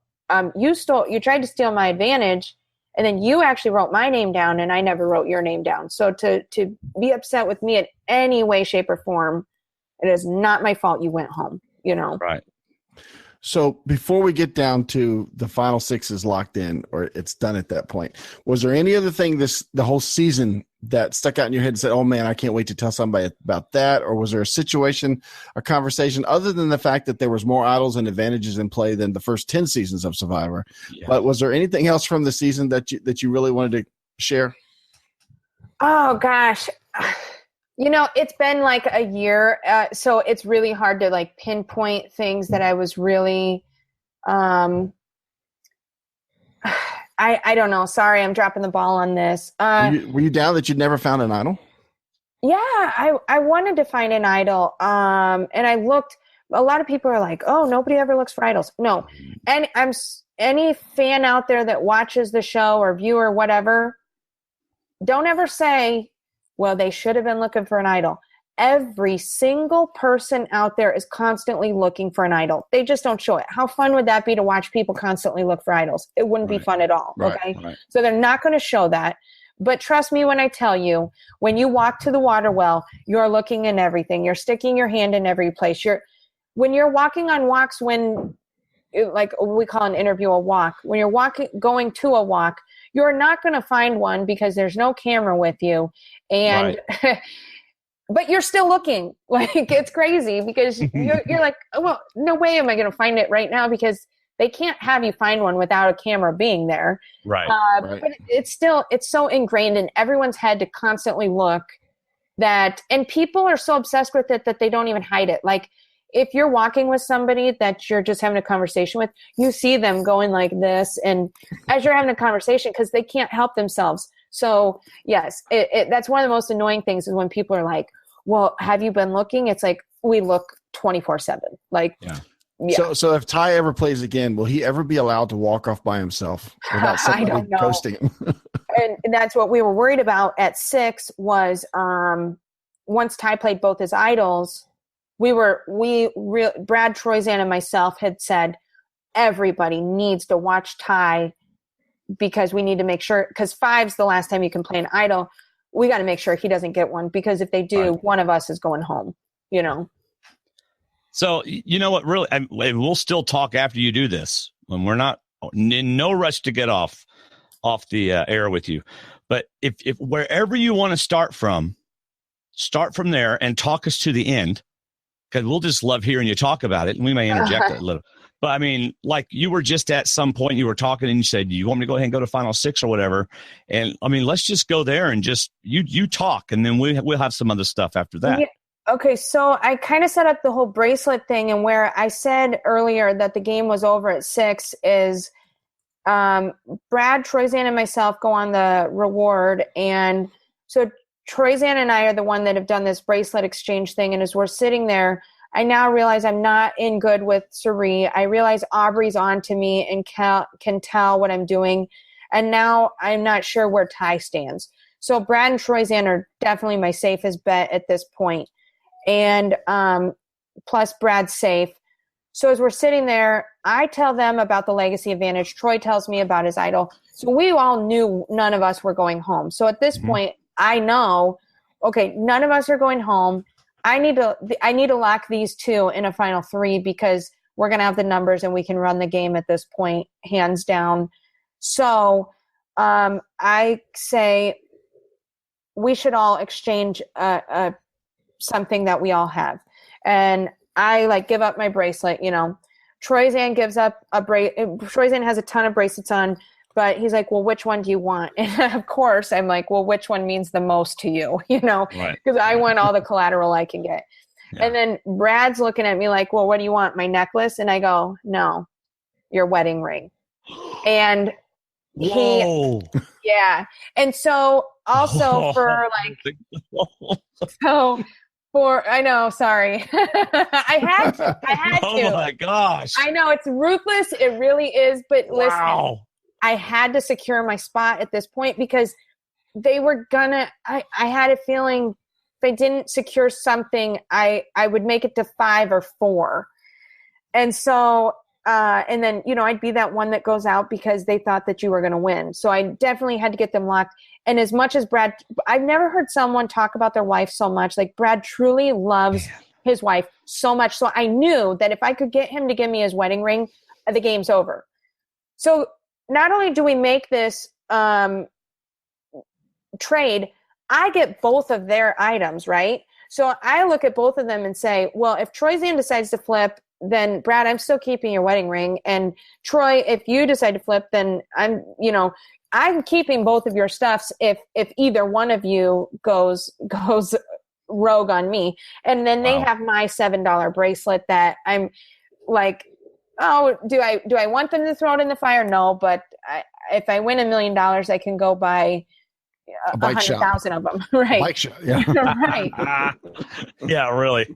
So then once I got the wedding ring, I knew it was over.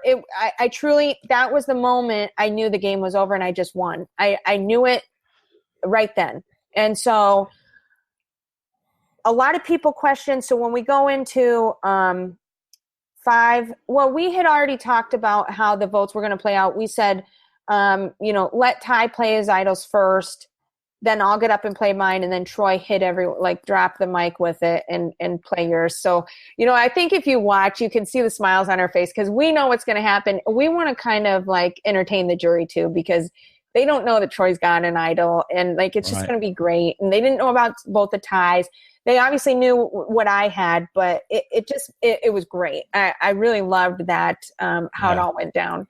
So, then at that, we have the numbers now going forward. So the Aubrey vote was because we felt that she would win an immunity. And really, Aubrey and I hung out that whole day. We really had a fun day. We didn't talk any game. She knew she was going. She tried pitching something to Ty and I. But like I said, at this point, I'm not separating from the boys because I have them locked for sure. And so then everybody's like, with the tie, well, see, Sarah's not as good as she thinks she is because why didn't she have them make fire? Because then that guarantees her a spot. Because what if Brad and Troyzan would have flipped? Listen, people, I've got Brad's wedding ring. He ain't going anywhere. They're not writing my name down. Trust me. It's not happening. I just don't know that. But yeah. And so people gave me a lot of crap for going, why wouldn't you take the guaranteed spot? Well, I did. I already knew I had the guaranteed spot. Did you share that in any confessional at all? Yeah. But again, you can't portray that because you guys would have known. Yeah, the camera guy's going on the phone and said, "Hey, we already have the final 3. I know we got 6. Burn the camera. You are not showing that confessional to any. Burn that. Throw it in the ocean. Do something." I could just see him going, "Yeah, I just wasted an hour. She just gave me the whole rest of the game, and I can't show it to anybody." Yeah, like we still have 3 days to play, but let's just go to final tribal council now. Aubrey, Ty, you're going. Now, the only way Aubrey and Ty wouldn't have gone had, Aubrey would have gone, but had Ty won immunity, the final immunity, then it would have been weird. But Ty had promised me a spot too. So I truly believe Ty probably would have taken me to the end.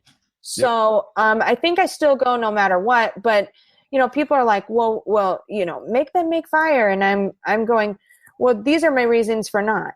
Ty's found 3 idols, 2 of which he's played for other people. Ty sat out on the merge feast.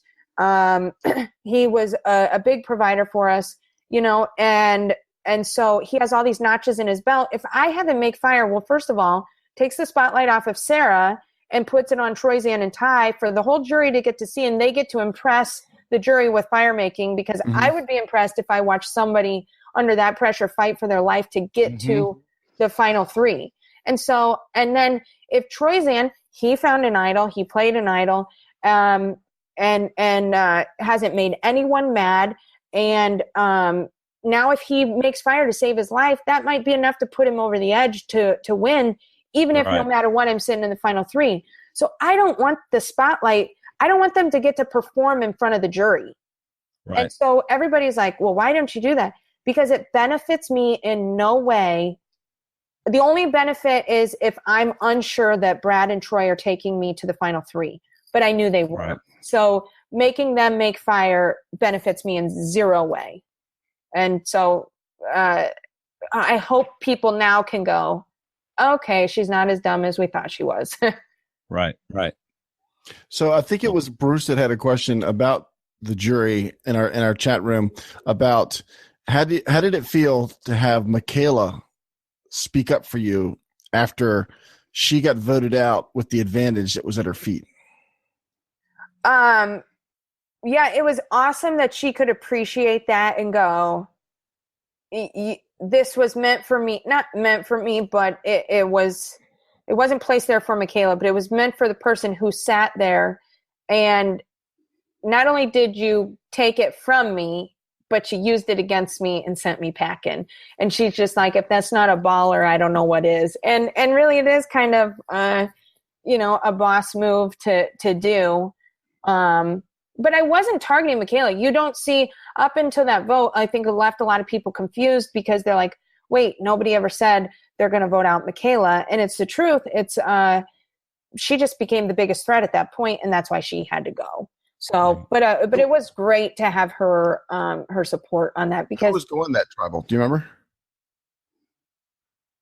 Well, if you ask me, Aubrey. Yeah. If you ask, Sari, Ty, because she was going to take my vote. So, Aubrey was voting for Ty, and Ty was voting for Aubrey, and then and then everybody else was voting Ty. I don't know. It's so long ago. I can't remember a year ago. Come on, it's only been a year. I know, but because so much got switched up right there, it's really hard to remember. I was voting Aubrey that time, but Sari was going to vote Ty. So. All right, let me correct myself. Sorry, that was Carly's question. I had read it in her feedback, and for some reason I thought it was in chat room. Thank you for Carly for straightening me on that. Yes, and also she asked Carly Marsh from Lacina. Is it Lacina, New York? That sounds about right. Yeah. She asked you, how did you feel when Michaela stood up for you, which David just did. But she also asked you, before the game started, did you consider aligning with Tony? I think we already talked about that, right? Yeah, definitely. I would have loved to work with Tony, but I wouldn't have stuck my neck out. I mean, if it was him or me, obviously it's going to be him going. But we weren't targeting each other. We didn't have a pregame alliance. We definitely would have worked together. I think it would have been really fun to connect, and we would have had a good time. Do I think I would have won working with Tony? Probably not. But I think I could sit next to Tony in the end and win. Definitely. Yeah. Boy, he was like a rabbit let out of the cage. Yeah. Oh my gosh. I know. When I watched it, I'm like, Tony, what were you thinking? Yeah. And the whole spy bed or whatever. And you know what? That was the demise of him, if you think about it, because he went up that night to finish it, and then that's when he heard Sandra and Troyzan talking. And then he goes up to him. Here's my little dig on Tony for a second, is a lot of people want to go, these people had big targets, and Sarah, the only reason you made it to the end is because you didn't have one. Well, actually, Tony and Sandra had the biggest targets, and they had an alliance together. But Tony misheard something. Instead of getting to the bottom of it, went overboard, and that's what ended up sending him home. Mm-hmm. When a sound mind had Tony, been on his game and been the player that he is, or that people say he is, he should have gotten to the bottom of the truth and figured out, what were you guys talking about? And now I get it when they say the tide and whatnot, but instead of approaching them and ambushing them at that second and being like, tell me, because they're on the, defense right now, get them away one-on-one, and then ask Sandra. Sandra will tell you a story. Then ask Troyzan. If the stories match, you're good to go, because they don't know that you caught him at this point. Mm-hmm. And so they haven't come up with a story that they're going to tell you because they don't know that you heard. Yeah. So I feel like that would have been a smarter move for him to do had he just relaxed a little, I hope the non-supporters get a chance to listen to everything you've explained tonight, because There's a book in this podcast about how to win Survivor. Oh, yeah. I hope they're listening. Yeah. Well, I know, and I don't have a problem giving away all my secrets because I know it's a buzzkill for people to go, would you play again? And I try to answer the question of, well, of course, if they ask me back, but realistically, no. How could I? I've ruined an all-winter season. But an all-winter season. I know, but do you really even think I'd stand a chance? I don't think I'd stand a chance. Sure. Nobody would believe a word out of my mouth. I don't know. So it's like, so I don't care. I will give away all my secrets on if people want to know, because I like to watch the game and I like to see a good strategic game played. And if someone is listening and can take some of these tips and apply it to the game, I think that's awesome. Do you think, and I don't mean to cut you off, Dwayne, if you had something, but do you think the fact that your game got cut off at the start of the jury may have helped you this season by not seeing some of your tactics that you were able to employ this season? Oh, definitely. Yeah. And that's why when I was brought back, if you watch any of my or read any of my pre-game press, even the people writing and interviewing us were kind of hard on me, being like, well, why are you even here? And I'm like, okay, I get it for the fans. They don't get it because they only saw what was shown. But I lived it, and I know how good of a game I actually played in Cagayan. And again, like we've said, Troyzan didn't get much airtime, but Troyzan was playing actually a really good social game. Mm-hmm. But you only get what you see. And you guys don't know what happens unless we're telling you. Right. So when I'm saying that I have this phenomenal social game and people laugh in my face about it, it's like, okay, well, I'll show you. Just watch. And and I'm saying that pre-game before I even proved it, So it's not like I'm saying it after the fact, after I played a great social game. I'm predicting it before because I know how I played and how capable I am at it. The fans just didn't get to see it because, again, it goes back to not fitting the story. I was the first member of the jury, so it doesn't fit. So, yes, going in, people look at Sarah like she's loyal. She'll be she'll stick with you, and I think they completely underestimated me. I'm glad they did, but I also don't like that when people say, well, but you didn't have a target, so that's why you did well. Well, I'll tell you what, if I played again, I am going to have a target. And I'm going to big targets too. And I'm going to say, look, we either stick together or we're screwed. Right. So let's take out the no names. Nobody's a no name. If you get brought back, you're brought back for a reason. And I say that in my pregame. I go, anyone who thinks these people were brought back by mistake, they are foolish, because they didn't bring back no names on a game changer season. The producers have seen something in everyone to bring them back. That's why I was brought back. That's why Haley was. That's why Sierra was, so on and so forth. And Brad even, Brad got a rash of hate too. And so, I don't sit there and say you didn't have a target and that's why it was easy for you. First of all, it wasn't easy for me. Second of all, I'm playing with 2, 3, and 4 time returning players that know the game probably. I think other than Caleb and maybe Brad, I had the least amount of time in the game going in. I only had 19 days. They have much more experience than I do. And so I'm actually at a disadvantage. And people, if you're a target, then get with other targets and take out the no names if you're that good. Otherwise, don't sit there and go, the only reason Brad, Troyzan, and Sarah made it to the end is because they didn't have targets. No. The targets should stick together then. That's what any smart person would do, I would think. That's what I would do if I played again. Right. Or, the fact that you didn't have a target is a testament to how well you played. Right. Because you were able to make the moves that you made. You were able to control people the way you controlled them and yet still keep the target off of you. So if anything, that's a positive for you. And about the other stuff, man, there's just some people there are people that as soon as I post a YouTube video, they go and just hit negative. I don't like it. Right? It's like people just want to talk crap about people all the time instead of it's just ridiculous. So, and that's why, it goes back to what the logger said. And I don't care. Anyone can trash me. I don't care. But that what he told me was, gold to me. And it's that was enough to say, he's not, it's not one of my fellow castmates telling me, hey, you did a great job. It's some guy that is unaffiliated, that doesn't know me, that is like, wow.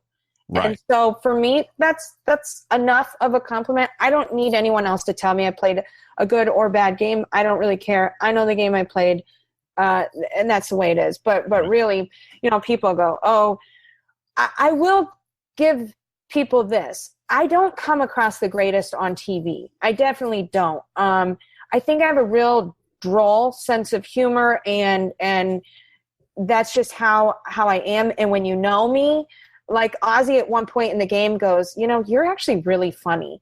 And it's like, you have to get to know me to get my sense of humor. And then once you do, people think I'm really funny. Yeah. But until you get that, you're like, huh? Because I come across really brash and serious, but my words can be very serious, but it's actually a joke that I'm saying. And that doesn't necessarily translate well on television. Plus, you're allowing me to ramble for 45 minutes. David's like, yeah, I know. And this lets me explain my humor, and people are like, okay, maybe she's not as boring as we thought she was. But I will admit I was boring, I felt, on this season. So I'll give that. Was the license plate thing a joke, or was that serious? Yeah, no, it's a total joke. Was it good, really? Okay, because we laughed. Oh, man. We laughed. I was like, okay, I don't know if who says stuff like that in real life? Like, what? See, she says that to the camera and then laughed, and the guy said, no, cut off the laugh. We don't want the laugh. Cut off the laugh. She's so boring. We got to keep her boring. Keep her boring. Let's cut in a part where she was very serious after she said it. Let's cut those two together. I know. No, like, that stuff is funny. Yeah. Listen, on the other side of the camera is a producer sitting there laughing their butt off at what you're saying. So you think it's funny too, but it just doesn't come sometimes, like you said, the way it's edited. And, they were, I think someone was telling us for the final episode, they had it made and then they even had to trim it 19 more minutes. That's how great it was. And then they had to trim it down to even 19 more minutes. So think of all the stuff you miss out on. So my jokes, I think, just take a minute to get set up, and then I never get to tell the punchline, so everybody just sees on TV. But they're like, what? What is she even saying? And she's, like a robot. It's like, no, the joke's funnier if I say it in a monotone. You know what I mean? I don't know. That's right. It was the wedding ring confessional is what it was. Oh, we got a wedding ring confessional? Yeah, what's it about? Oh, man. Oh, no, can't cut that. Right. I know. All my good stuff didn't make. And here's some funny, like, the 4th of July happened out there, and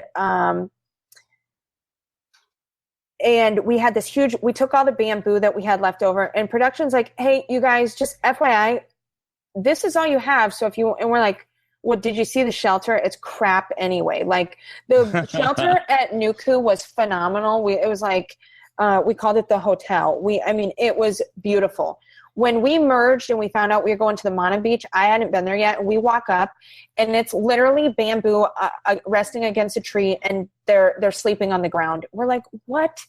How are we 20 days in and this is what you guys have? This is ridiculous.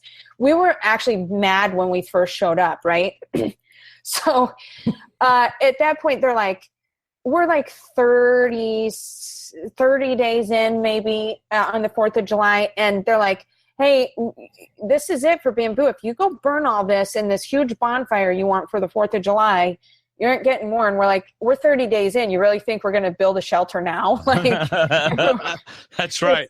If you can't sleep it on the ground now, you're not going to last another 3 or 4 days. Oh, right. So we literally hauled it all down to the beach, and we had this huge bonfire, biggest fire ever. And the bamboo actually like pops. So it's like fireworks, and we were singing the Star Spangled Banner. It was hilarious. And then at one point, like one of the night crew was on, and so there was only one guy, and he had to go up and get like another battery, so he left the camera down. So I start like filming people, and like they're having this dance party, and it was like, we really had some fun times out there. And that's that, awesome. Of course, none of that's going to make it. Why couldn't they put that on the website or something? I know, we were so Troyzan and I have discussed that. We're like, oh my gosh, like the only secret scenes you get are boring confessionals, and why don't they show more camp life? Because there is some good camp life that happens, and all the confessionals that make the secret scenes are us having to talk about the challenge. Like, that's another thing. When you give an interview, it's not like they're like, oh, Sarah's boring, you should listen to her talk about this challenge. You really think I sat down and go, I want to tell everybody what just happened? No, I'm being told, like, okay, so you guys went to the challenge. Tell us what happened. And I'm like, all right, well, there was this balance beam and it was so great. You know what I mean? Like, it's like, you don't necessarily get to run with what you want to talk about all the time. You do get to say things, but they have an agenda that they have to talk about too, Yeah. Yeah. And if you don't talk about it, then they say bye to you very quickly. Yeah. Yeah. Yeah. Like you'll have a 10-minute session with them. Sure. Yeah. Because they have to, I mean, here's the thing. Survivor's 34 seasons in, 35. They know what they're doing. Yeah. They've got their crap together. So to sit there and, I mean, it's not their first day on the beach. They know what they need to ask you, and they know, what you have to give them. So, they just major props to the production. They do actually do a great job, especially with what we give them. Like I said that in one of my, when I was out there, I go, I really felt bad for the producers because some of my confessionals are just horrendous. And I'm like, they're probably like, oh gosh, like this is our winner. We got to try and make like look good. And they're like, okay, seriously, Sarah, like that's what we have. Ugh. All right, here it is. So they were probably actually worse than what you saw on TV, actually. Yeah.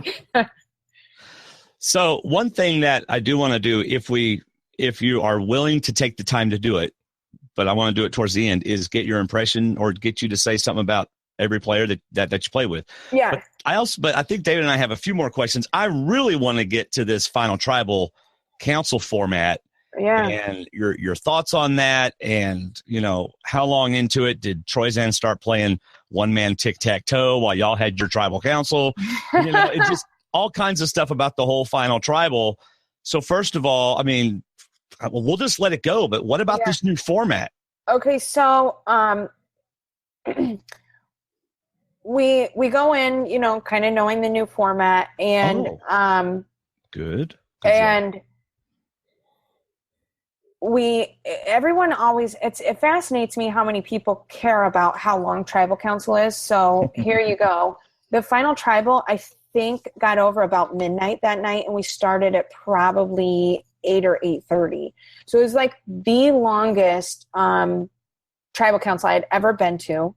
It was and final tribal is very taxing on you because you're in the hot seat the whole time.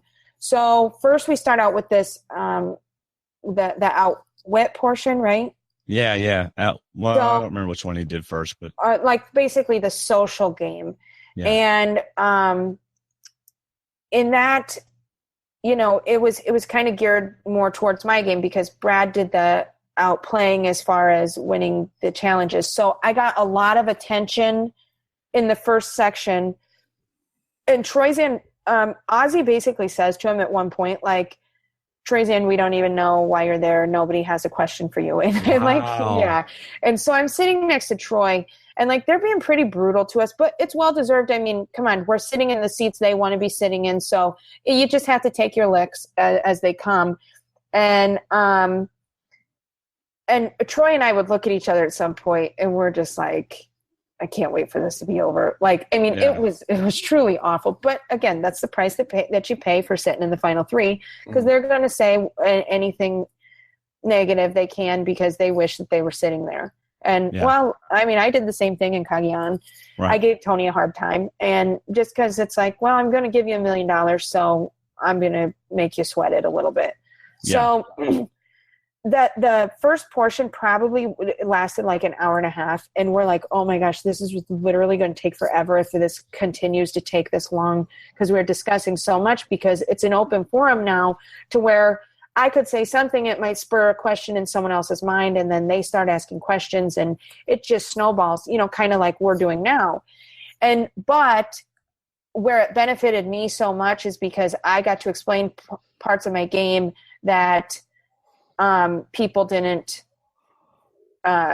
maybe necessarily see, and they're like, right. Oh my gosh, okay, so that's why she did that. And it maybe gave some clarity to, okay, she wasn't just being this fake backstabber. There was a rhyme or reason behind everything that she did, and it wasn't because she wasn't being genuine. It was because it was what she had to do, and it was the smartest move for her to do. Right. So that allowed me to do that. Then we move into the outplay portion. I knew Brad was going to kind of school me because obviously I didn't win any challenges. So he starts building this momentum because Ozzy and Debbie are congratulating him. And I'm like, Sarah, this is it. If you don't speak up now, you might lose this game. So if Brad's going to be mad at you for saying anything, but I'm like, it's time to just throw Brad under the bus because you need this to win. So I just basically interrupt the whole thing and I go, he's a professional athlete. He should win, and now I'm trying to discredit him in every way, which I'm telling you, to win 5 immunities, how many people have done it? 2 or 3? Yeah. Ozzy and yes, Ozzy made that very clear. Yeah, right. Now I just have to make it not seem that big of a deal because Ozzy's selling it to the jury and Brad is too. And I'm like, okay, I need to make this seem like it's not a big deal, and I need to point out his flaws. So it really it instead of the jury, the old format where one person asks you a question, you might not have a chance to rebuttal, or Ozzy could have got up and just praised Brad's game, and then I don't get to say anything. But in this format, now I get a chance to rebuttal that, even though he's praising Brad's game, it's right. An open forum now. So it was actually really...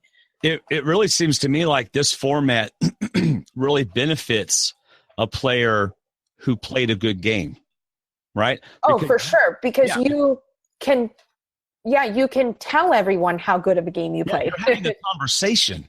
Right. Yes. And the old format, it's like you can only answer the questions that are asked of you. So if someone asks you a question and it doesn't give you a chance to showcase your game, like name the type of animal you played like. Yeah, that's stupid. Well, okay, I have 10 people that are going to ask questions. This is one question. Okay, now I don't get to really, I have to try and pick an animal now. Yeah. Or tell me what your best move was. And you're going, okay, well, I have a lot, but you only want to know one, and you're not going to let me go on and on and on. Right. So it really limits you in that aspect. So, yeah, I love the fact that we had this new forum. And then so I was really fearful that each section, all 3 sections, were going to take an hour and a half. But they actually got smaller as we went. And the outplay was more so, or the outlast, that's the last one we went over. It turned into basically our closing statements. Yeah, because I think the jury was like, okay, we're done listening. We've kind of covered everything. And like I said, it ran probably 4 hours. I mean, it was awful. Right. And they're kind of like, we're done. We're tired of this. Let's wrap this up. And so like I said, that last portion ended up being closing statements. And Troyzan has like the best closing statement ever. And I'm really surprised it didn't pull people I've been on a jury, so my mind was made up going in. I don't believe it when people say their mind's not made up. But had people really come in with an open mind, I think Troyzan's final closing argument would have been enough to pull some votes his way. Well, that's interesting because what they showed us was him basically giving up and saying, okay, I know y'all are going to vote them, and congratulations to them. I just enjoyed playing. That's not what really happened? No, right at the end, he's the last one to speak, and he literally hits on every single person on the jury and tells, I'll never forget this about you and this and this and this. And then he moves on to the next person, and he'll say, Aubrey, thank you for, this. I enjoyed doing this with you. And I mean, he touched everybody on a personal level, where Brad, when Michaela asked Brad, tell me 3 things about myself, or what do you know about me? That was and Brad awesome. couldn't do that. I mean, Troy literally went through every person on the jury and named 5 things about them. And it was just incredible. And everybody was like, oh my gosh. They're like, I think they were probably like, well, we wish we could vote for you, but this was just a little too late. You know what I mean? Yeah. Well, I loved the new final tribal format. I don't know that I like the outwit, outlast, outplay format of it.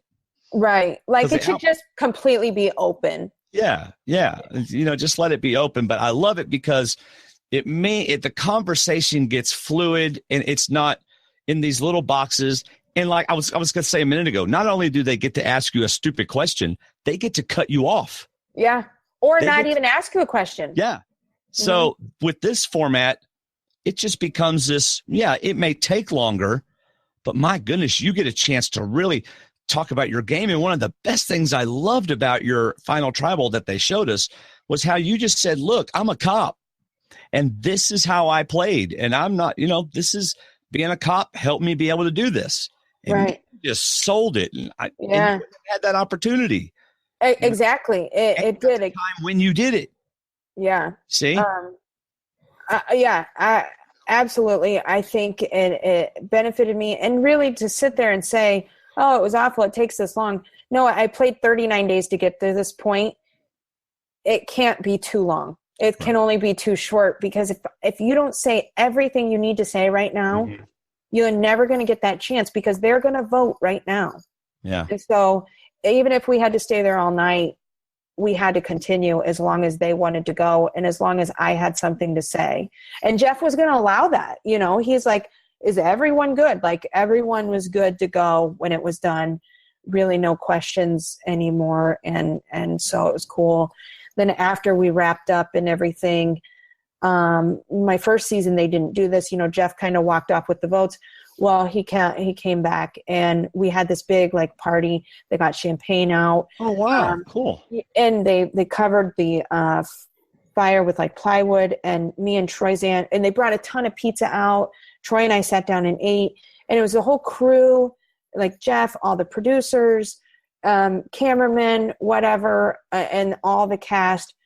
We got to celebrate there on the final tribal set, and we had a toast and whatnot. And it was really cool to get to thank everyone there. Yeah. Because after Cagayan, we kind of got done. We go straight to Ponderosa. You didn't really get to tell the cameramen or the producers, hey, thanks for putting up with us, because a returning season is not probably fun to put up with, because, your first season, you really follow the rules. When your second season, you get a little bit more rambunctious and ornery. And so I'm sure they wanted to rip their hair out when they got done with us. Stop talking. There's not a camera there. Shut up. Exactly. Too bad. I'm going to keep talking. And that's what happened a lot. So amongst all the champagne and the pizza and the hugs and the thank yous, I'm going to take a guess that you were running the jury votes in your head, trying to figure out who voted for who and how many votes you were going to win by. Is that close? Yeah. Yes. And at that point, so I was very confident at that point, because Zeke comes up to me and he goes, congratulations, you just won. And so I feel pretty confident at this point, because it's all over. And I had really shut Brad down. He got upset when, and didn't really compose himself at the end of it. So I really did feel like I had won. Then the next day, I'm also feeling like I won, and I'm talking to the therapist, because everybody has to. And I'm just telling her, no, I'm great. I don't have any issues. I just won $1 million, but then as we get closer to the end of the day, it really starts to hit me that, okay, wait a second. Debbie didn't vote for me. Ozzy didn't vote for me. I don't think Sierra voted for me. And now and now Sari seems like she's mad at me, and Andrea's really hurt by me. And I'm just starting to add all these up, and I'm going, I don't think I won. And so right away when I land and I call Wyatt, he's like, well, you know what happened? Because the last time he saw me was at 9. And I go, I'm not sure. And he's like, well, what do you mean you're not sure? Were you in the final 3 or you're not? I'm like, well, yeah, I was. And he goes, so you won? And I go, well, I'm not sure. He goes, well, he's like, how do you not know? And I'm like, well, I think, and so it just, it drives you nuts. Oh, Wyatt. I know. He just got you back, and now he's got to deal with this till the finale. And get that. Okay. Every day we probably counted the votes down. Every day. One day I'd be like, yep, we won. This is what we're going to do with the money. Just reach out. Did you just text, anybody and say, hey, dude, who'd you vote for? Yeah, people would tell me they voted for me, but part of you doesn't totally believe it. Yeah. Because they're telling you it now after the fact, but when they cast their vote, that was when the emotion was there. So It's like, are you saying it? It's a cruel joke if you are lying about it. Right. But you just can't take the police officer out of the girl. She's got to be suspect of everyone. You do. And so, because tell me that wouldn't have been the biggest letdown to sit there and think that I just won. And I did. I had a scare because Wyatt and I discussed. I go, well, this is how the votes are going to be read. It's going to be 7-3. So it'll go Sarah, Brad, Sarah, Brad, Sarah, Brad, Sarah, Sarah, Sarah, and then the final vote won't be read. So when we're sitting up there, I'm like 90% sure I win. And he goes, Sarah. I'm like, yep, I won. He's like, Brad. I'm like, yep, I won. Sarah. Yep, I won. Brad. Yep, I won. Brad. What? And I'm like, because he did 2 back-to-back Brads. And I'm like, wait a second. I got to go back and watch that now. I got to go back and watch that moment now. Yeah. I'm like, are the rest of the votes Brad now? Because why did he do a back-to-back Brad? This isn't making sense to me. And then the next one was like Sarah, and I'm still kind of sketchy. I'm like, and it's funny because Wyatt said his heart sank too when he saw 2 back-to-back on Brad. It's almost like the last little, like Jeff, he has a way of doing it. And, trust me, there's more behind the scenes than what people think. And that's part of it is what is going to get the best reaction out of the vote read. And they discuss it, and they did a great job because they got me. Because they probably got Brad. They probably got Brad. He probably was like going, oh yes, oh yes, oh yes. Yeah, I know. Maybe I didn't ask him, but I definitely, my heart sank. Wyatt's heart sank, and then it was relief, and now it's so nice to not have to wonder anymore. 'Cause I wondered for a really long time. See, I always kind of figured that because they all kind of tell you. I mean, even I was watching somebody's live feed like the night before at the party, and they were like, oh, yeah, we already know who won. Everybody's already talking about it. Yeah, well, sure, everyone. But I had told Tony he won. And Tony, when he refused to believe it too. Nobody wants to believe they won $1 million and not know that they did, because it's a huge letdown if you didn't win. Yeah. So it's like you don't believe it until it's actually done. Yeah, and like Troyzan and Brad were convinced I won too. Everyone's like, Sarah, come on, you won. Like, what are you even doubting? And it's like, but I have to see it to believe it, because it really would be a huge letdown. So I think you see that with a lot of winners. If you go back and you'd ask them, they'd say, well, I was pretty sure, but nobody's 100%. Sandra has told me she didn't know both times. Wow. He actually went in on Heroes Villains thinking that Parvati won. Wow. So she said, so it's pretty crazy. But it's such a relief now to have it all over with. Yeah. But well, go ahead. I know. I hate to say this, but I probably need to wrap it up. I would love to do this again. But it's getting past my bedtime, and I got to work in the morning. I understand. But definitely anytime, if you guys invite me back, I would love to chat more if you have more questions, or people. We got this podcast next season that we're doing for this heroes and healers and hustlers. And if you'd love to come on one of the episodes and help us do a discussion recap, we would love that. Yeah, absolutely. It's been great. I thank you for letting me get my side out there. And I know, David, you're probably like, I had to listen to you this whole time and didn't get to talk. I'm sorry. No, no. No, that's just me being hard on Dwayne. It was probably 5 minutes, but I just told him that. But no, I really appreciate the chance to get my side of the story out there. And well, I don't want to give somebody, if you just let me read another feedback. Yeah, for sure. Because I don't know how to pronounce the name. It's Matuids from, I cannot pronounce it. Somebody from Poland. Okay. All right. Congratulations, Sarah. Well-deserved win. Did you get along with Michaela on the island, and were you surprised to see all the animosity towards her on screen? Did we talk about that? Yeah, Michaela and I kind of took Michaela under my wings. We did too right at the merge because really she didn't have anyone to work with because you saw that with the Haley-Michaela split vote. So I got along with Michaela just fine, but I will say that she did rub a lot of people the wrong way. Okay. I personally, I like her, but I think I like everybody. Yeah. She had 19 final two alliances. Keep that in mind. Yes. 19 final two alliances. And then she says, in addition, you played a great game, but is there any move that you regret? No, I won. I mean, what? I mean, why would I? Yeah. Yeah. No, I don't regret anything. I won. You change one thing up, I'm telling you, it has to be a perfect storm, and you change one thing and it's no longer a perfect storm. So I truly believe I had the perfect storm. And because I won't say the game was 100% all Sarah, that she did everything perfect. There has to be, you're right, luck involved. There's luck in every single person who's won the game has had luck involved. And there's the buff draw. Whenever you swap tries and you draw the buff, there's a luck right there.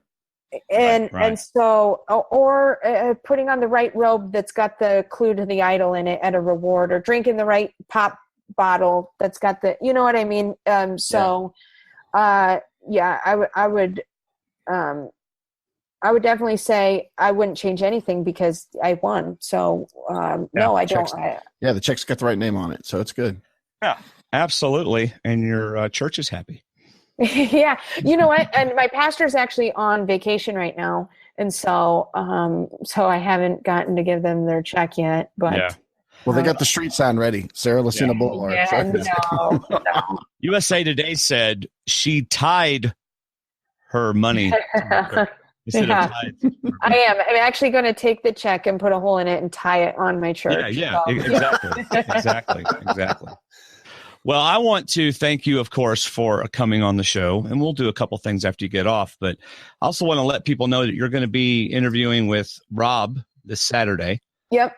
And that'll be recorded. I think the way he does it is he records it, and then he goes and edits it and stuff. So it'll go out later. It won't go out on Saturday. I think it's an audio only, if I'm correct. Yep, I'm pretty sure. Yeah. So you'll have fun doing that. You're going to reach thousands of more people with your story, and I'm very happy about that for you, because people need to hear, what you're saying, and they need to recognize how you truly played a great game. Yeah. Thanks. And I hope you have the opportunity to give God some glory for what He's done in your life, and for how He helped you to make it through those difficult times. Yeah, definitely. I hope you have that opportunity. So we are well, and like I said, I think I have. It just so happens this is the first podcast I've done, and you have my tattoo on your board behind. It just maybe this is another way of God saying, "Gotcha again," And so, what's crazy is I've been doing this all season. I have a different verse up. It's just my way of, because we don't come right out and just witness to everybody. Sure. Because right. Well, we're a family friendly show. And why are we family friendly? We're two Christian guys. I'm a worship pastor and all this kind of stuff. And so I've been doing this all season. I had another verse picked out until about an hour before the show. You're kidding me. And then my wife came up and I said, I think we're supposed to do this verse. And she okay, tell me, you didn't know about my tattoo, correct? No, I didn't know about your tattoo. I know. So look, it's just another way of God going, I mean, come on, He's showing up right there. I mean, if people ever doubt, we've given several examples of where He has shown up just in my life. And so this is Him again. It's insane. We're here because of God, and we should live for God. And if you don't, he will do wonderful things in your life if you just allow him to. Yeah. Yep. Absolutely. Test me and I will drown you in blessings. Yeah. That's right. And he is. Yeah. A million blessings. He hasn't blessed me with a million. I'll tell you what he has blessed me with: a wonderful wife, a wonderful ministry, 3 great boys, a wonderful parents, a best friend like David, the opportunity to be able to talk to people like you, just so many things. Sure. So anyway, priceless things. Yep. So thank you for being on our show. Yeah, have fun with guys. Rob. And we'll talk to you again later. For Absolutely. Sure. All right. So you can go ahead and hang up, and me and David will continue for a little bit. Okay. All right. Let me see if I can figure this out. Thanks, guys. You have a good night. All right. You too. Bye-bye. Bye. Oh, that was awesome. Another hour. And she does not talk as much as she thinks she does. I just didn't want to stop because I kept getting questions from all of her comments, and I wanted to write them down. And by the time I get back to listening, she's on something else, and I get a question from that, and it was so. I'm sorry I said the 40-minute thing. I was kidding, but I was like, come on, I want to ask something. She's first you insult her hair, and then you tell her she's talking too much. Hey, I didn't do it on the air. You just did. So. No, I didn't insult her hair. Well, what a great show, and I'm so glad that she allowed us to have her on the show. So, yes, that was awesome. Go ahead, David. What? Awesome. No.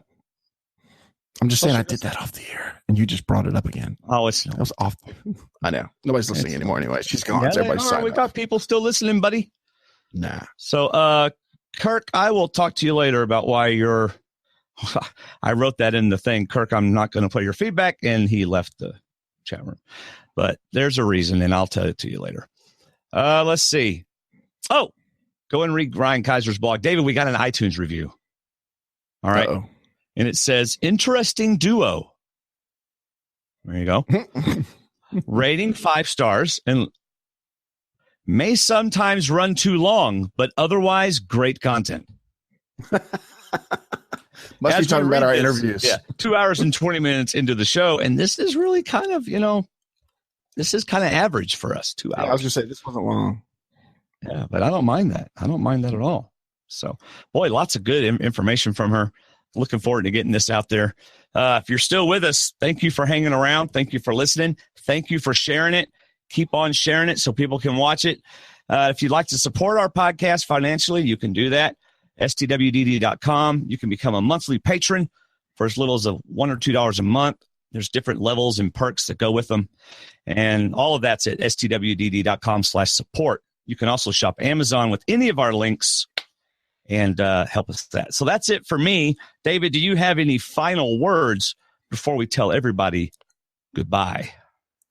Since I'm the only person in this podcast that did not say it, I will say, like you and Sarah both said, I can do all things through Christ who strengthens me. Philippians 4:13.